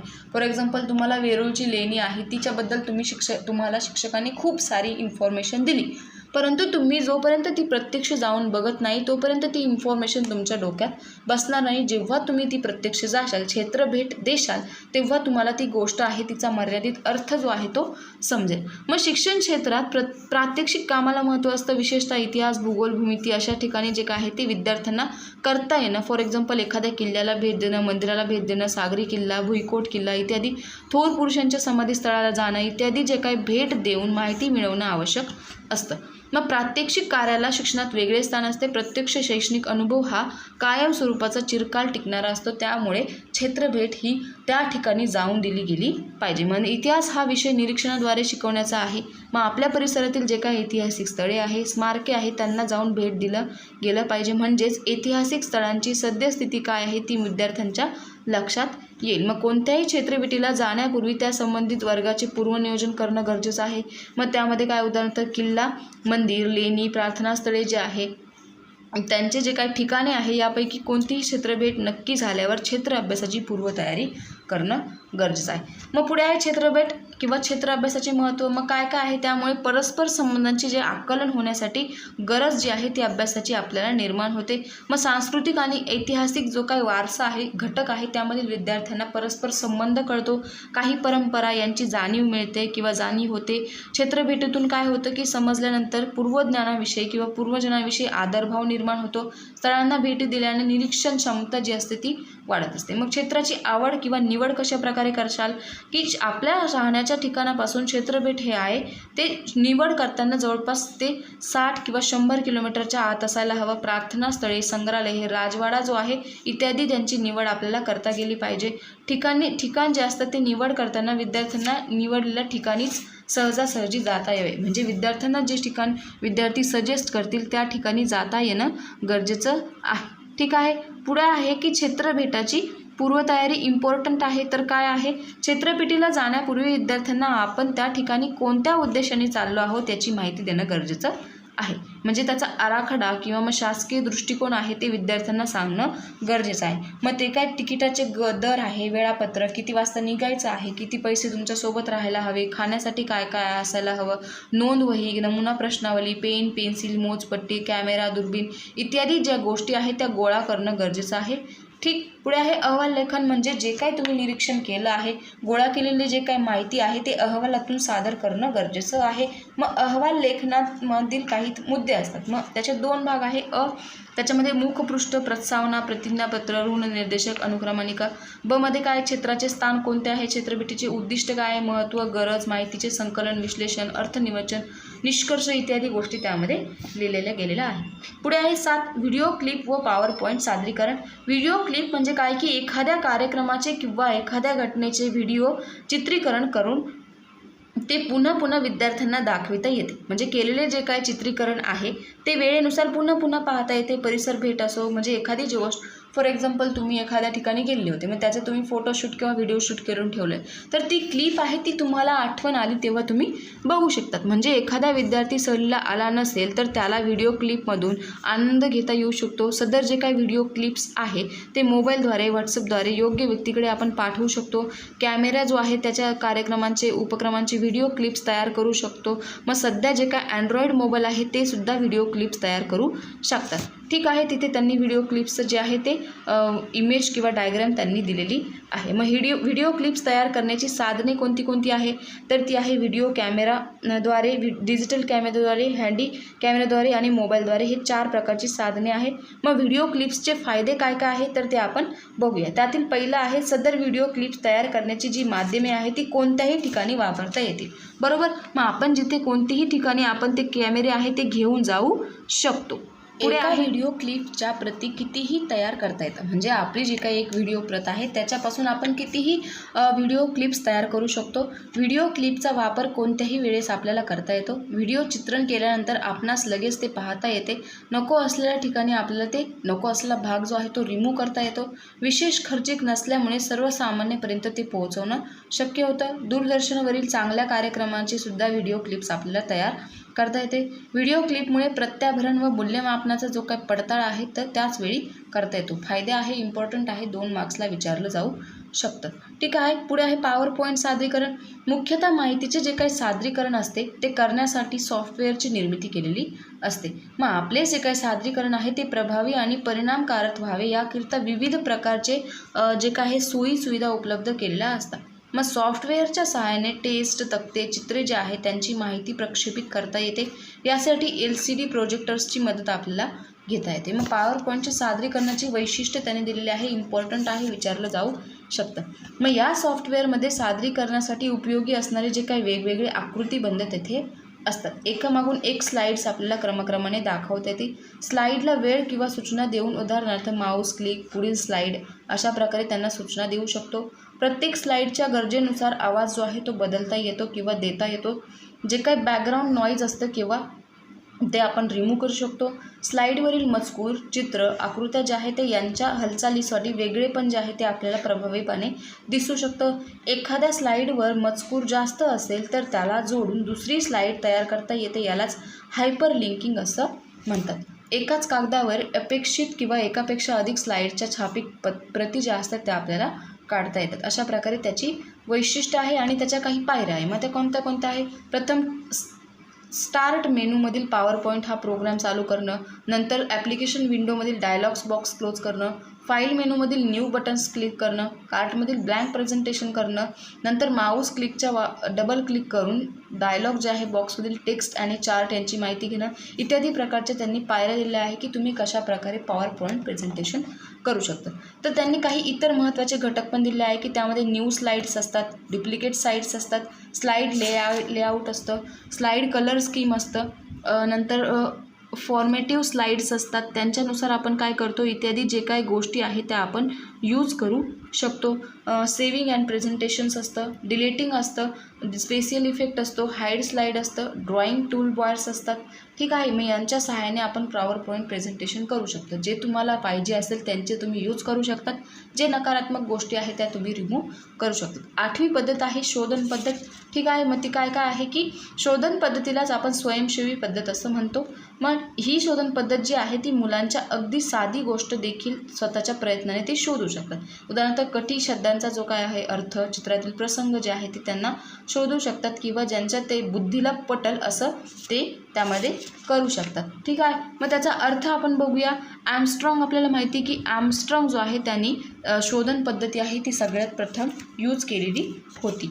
मग ते काय आहे, त्यांनी काही उद्देश त्यांनी सांगितलेले होते. आर्मस्ट्रॉंगनी त्याच्या काही उद्देश सांगितले होते. मग ते कोणते कोणते आहे की विचार बनवणं, विद्यार्थ्यांच्या निरीक्षणात क्षमतांचा विकास करणं, शास्त्रीय दृष्टिकोन आणि अभिवृद्धीचा विकास करणं, विद्यार्थ्यांमध्ये सत्यप्रियतेचा विकास करणं, ज्ञानग्रहण ज्ञानप्राप्ती करणं इत्यादी ज्या काही गोष्टी आहेत ती त्यांनी त्यामध्ये सांगितलेल्या होत्या. मग पुढे आहे त्याची पद्धत. मग ती काय आहे की वर्गात शिक्षक व सर्व विद्यार्थ्यांसमोर एखादी जी काही समस्या आहे ती निवडून त्या पद्धती सोडवण्यासाठी हातभार लावणं, वर्गात विद्यार्थी चर्चा करून प्रश्न विचारून ग्रंथालयात जाऊन माहिती गोळा करणं, प्रयोगशाळेत जाऊन प्रयोग तयार करणं, इंटरनेटवरून माहिती घेणं, विद्यार्थ्यांना स्वतंत्र असणं, विद्यार्थ्यांच्या ज्या काय अधिक क्रियाशील बनवण्यासाठी त्यांच्या संशोधनाच्या जे काही मर्यादा आहे किंवा कार्य आहे त्यांना योग्य दिशा देणं, विद्यार्थ्यांच्या समस्या सुटेपर्यंत आपले संशोधन जे आहे ते आपल्या सहाय्यानं शिक्षकाच्या सहाय्यानं चालू ठेवणं. मग कोणती कोणती दक्षता घ्यावी लागेल, विद्यार्थ्यांची जी काही शारीरिक आणि मानसिक वयाचा विचार त्यांना करून समस्या द्यावी किंवा समस्या निवडावी, परिसराचे जे काही साहित्य आहे ते उपलब्ध होईल अशी समस्या त्यामध्ये घ्यावी, अध्यापन सूत्रांचा विचार करता सोप्याकडून अवघडाकडे या सूत्राप्रमाणे कार्य करावे, आवश्यक तेथे शिक्षकाचे प्रश्न विचारावे आणि मार्गदर्शन करावे. पद्धतीचे फायदे आहे, इम्पॉर्टंट आहे. या पद्धतीमध्ये विद्यार्थी स्वावलंबी असतात. बरोबर. दुसरं आहे शास्त्रीय दृष्टिकोन त्यांच्यामध्ये निर्माण होतात. निरीक्षण तुलना विश्लेषण आहे त्यांचं जे काही बाबींचं ज्ञानप्राप्ती त्यांच्यामध्ये होत असते. विद्यार्थ्यांची प्रयोगशीलता वाढीस मदत होते. रोजचे जे गृहपाठ आहे कार्य आहे ते बंधनकारक नसतं. विद्यार्थ्यांमध्ये आत्मविश्वास वाढीस लागतो. शोधन पद्धतीमुळे काय होतं की कृतीद्वारा स्वयंमध्यन करण्यास विद्यार्थी प्रलब्ध होतात. विद्यार्थी केंद्रित असल्यामुळे ही पद्धत काय होती जास्तपणे उपयुक्त आहे. विद्यार्थी अनुभवांचा आनंद त्यामध्ये घेऊ शकतो. तोटे काय आहे, अभ्यासक्रम वेळेत पूर्ण होऊ शकत नाही. अध्यापनाची प्रक्रिया असते ती मंदावते किंवा इतर विषयांकडे दुर्लक्ष होऊ शकतं. जे काही संशोधन करण्याची सवय असल्यामुळे एखादी समस्या आहे ती लवकर सुटू शकत नाही.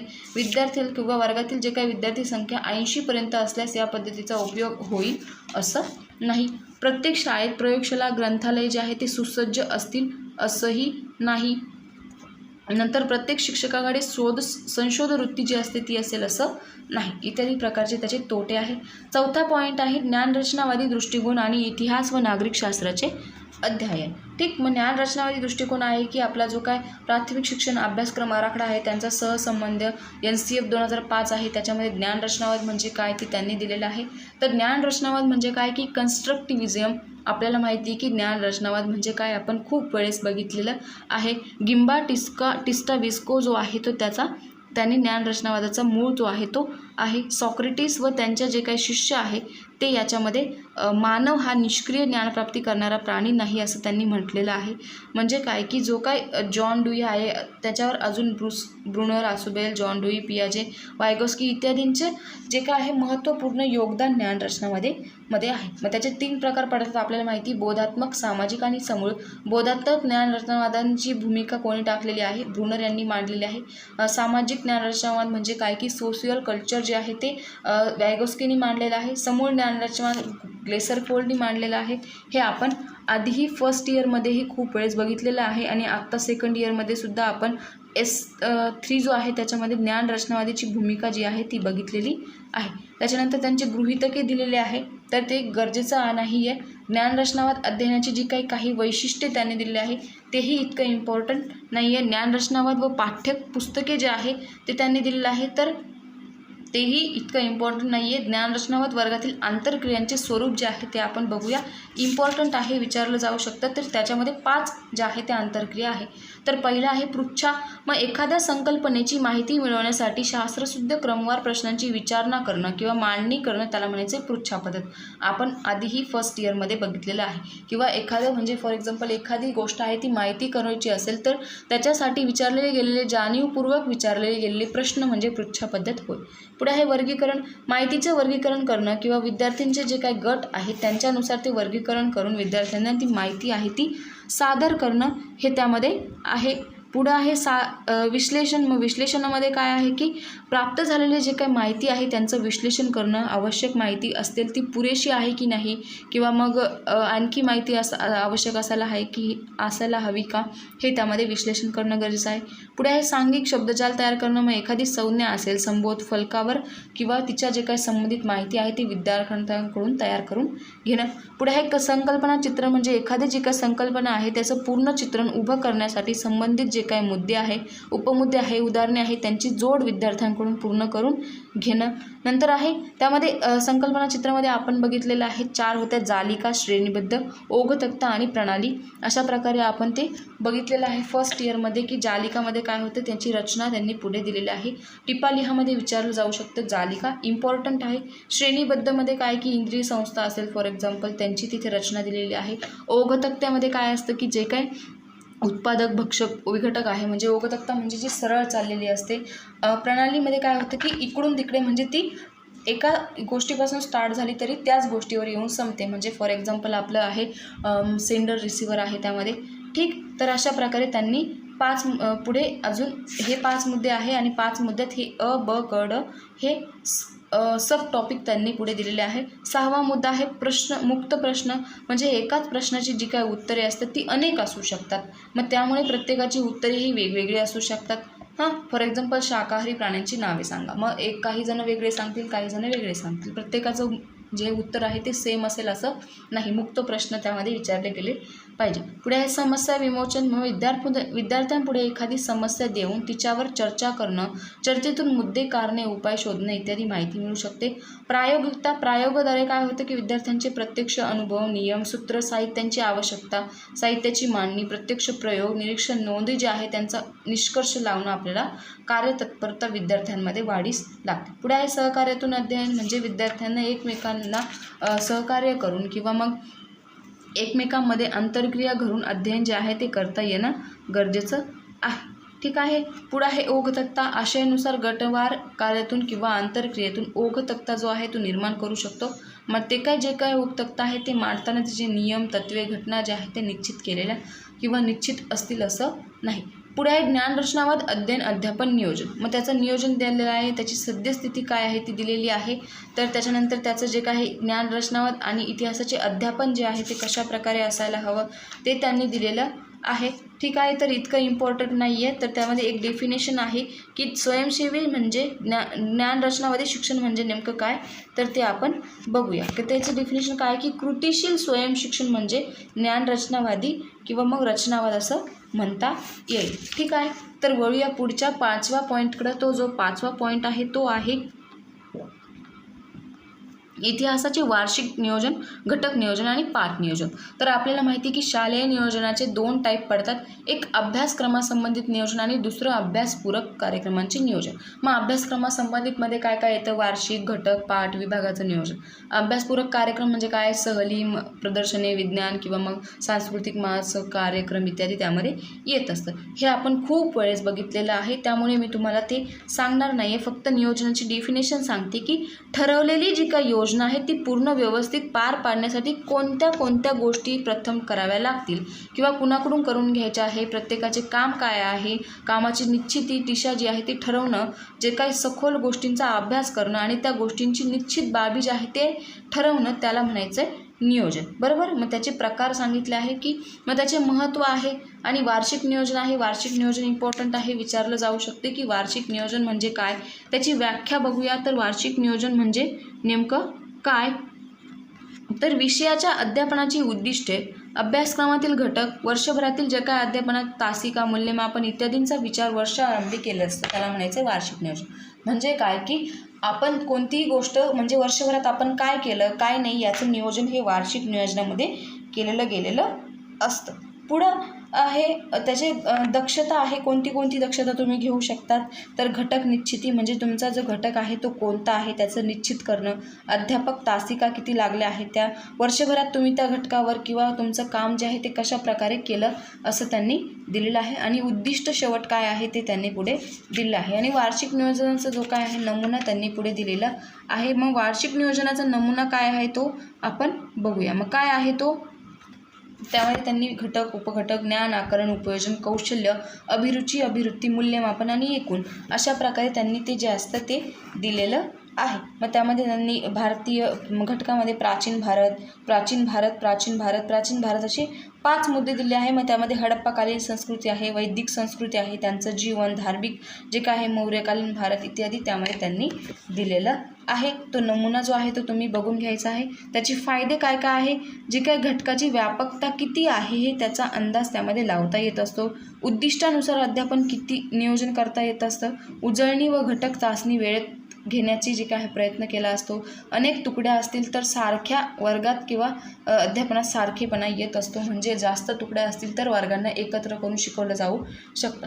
नंतर आहे घटक नियोजन. घटक नियोजनाची डेफिनेशन्स काय आहेत ती आपण बघूया. की उद्दिष्ट जे काय आहे ते साध्य होण्यासाठी पाठ्यक्रमातील एकजिनसा जी असते सलग भागांची जुळणी म्हणजे काय घटक नियोजन होय. म्हणजे काय समान किंवा मग समान गुणधर्मांचे भाग एकत्र आणणे म्हणजे घटक नियोजन होय. आपल्याला माहिती की मग अभ्यासासाठी बाजूला केलेले जे काय अनुभवाचा हिस्सा असतो त्याला आपण घटक म्हणतो. त्याच्यामध्ये घटक जो काय असतो एकजिन्सी असायला हवा. घटकांतर्गत जे काय समाविष्ट असलेले आशय आहे कृती अनुभूती आहे त्यांची सांगड त्यामध्ये घालता यायला हवी. मग त्याचे काही प्रमुख अंगे जे आहे ते विचारले गेले आहे.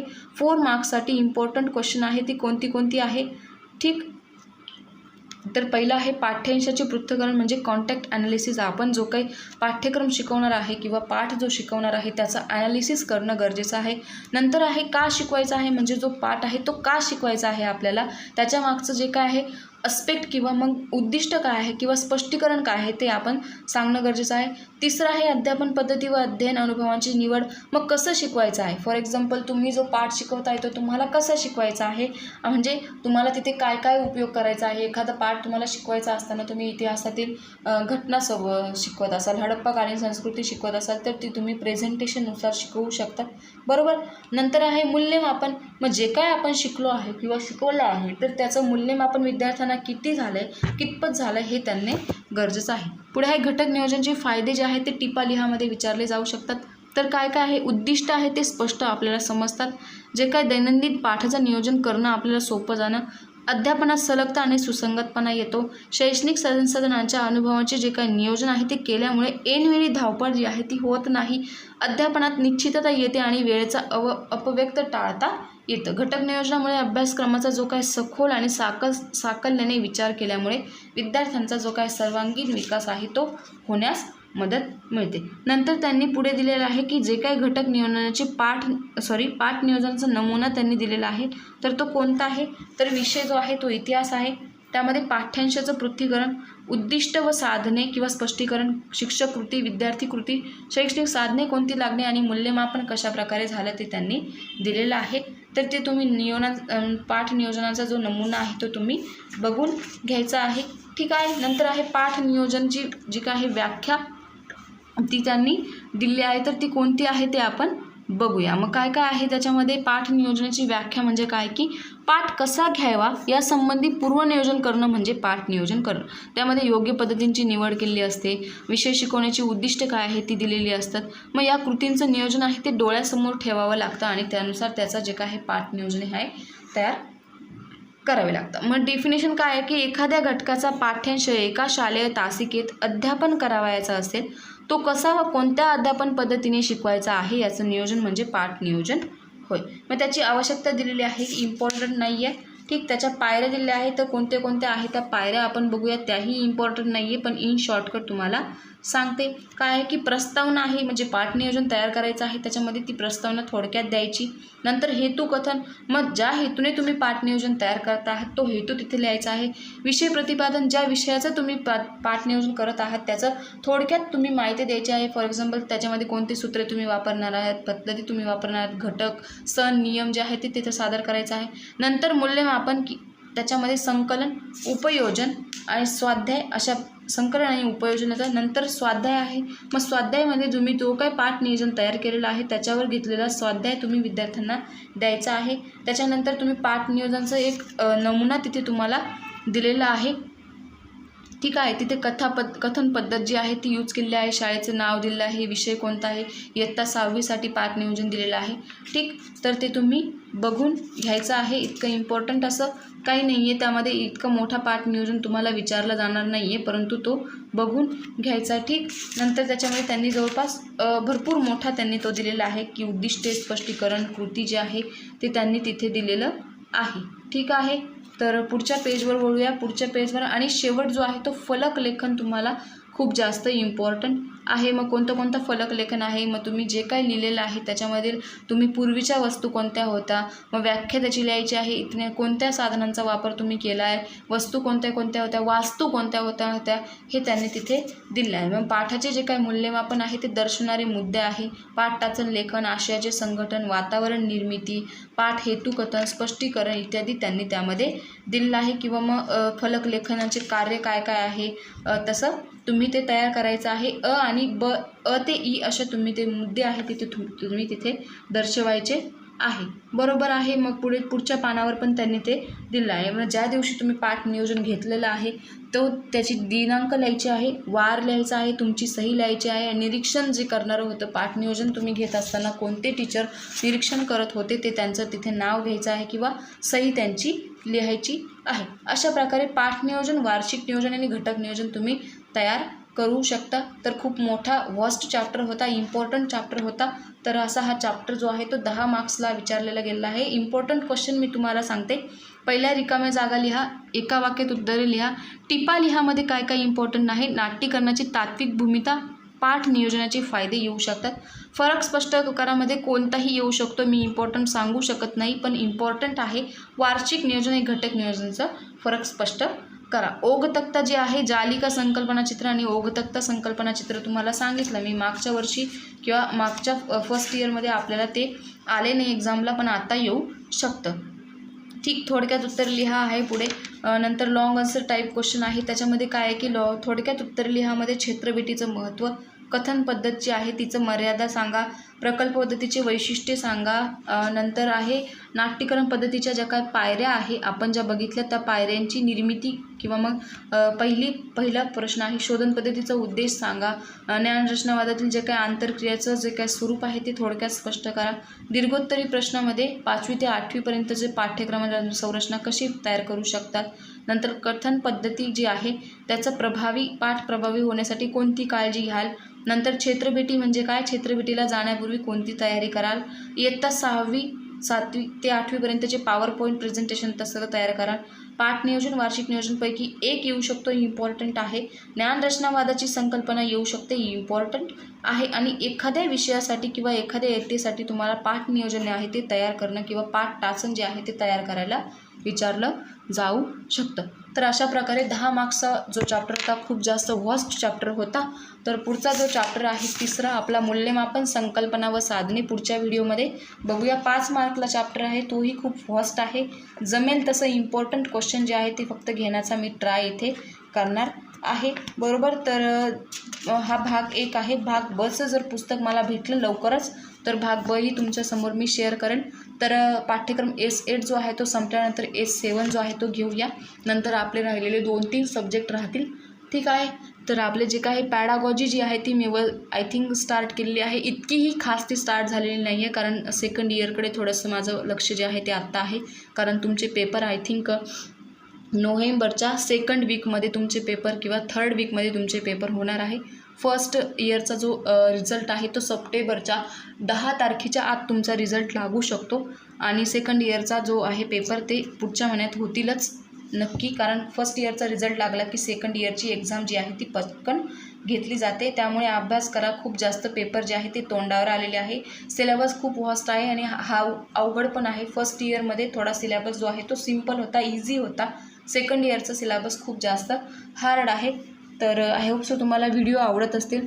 जर खूप जास्त फास्ट होत असतील तर प्लीज कृपया करून जो काही स्पीड आहे तो प्लेबॅक स्पीडमध्ये जाऊन थोडासा स्पीड कमी करून तुम्ही बघू शकतात, कारण जर व्हिडिओ खूप जास्त स्लो केला तर त्याची लेंथ जी आहे ती 3 ते 4 तासाची होते. मी तुम्हाला खूप वेळेस सांगितलेलं आहे आणि त्यामुळे अपलोडिंगला खूप जास्त गडबड होते आणि इतकी लेंदी व्हिडिओ विद्यार्थी बघत नाही. त्यामुळे जे काय आहे शॉर्ट किंवा मग शॉर्टली मी एक्सप्लेन नाही केलं का, इम्पॉर्टंट एक्सप्लेन केलेलं आहे आणि डीपलीच केलेलं आहे.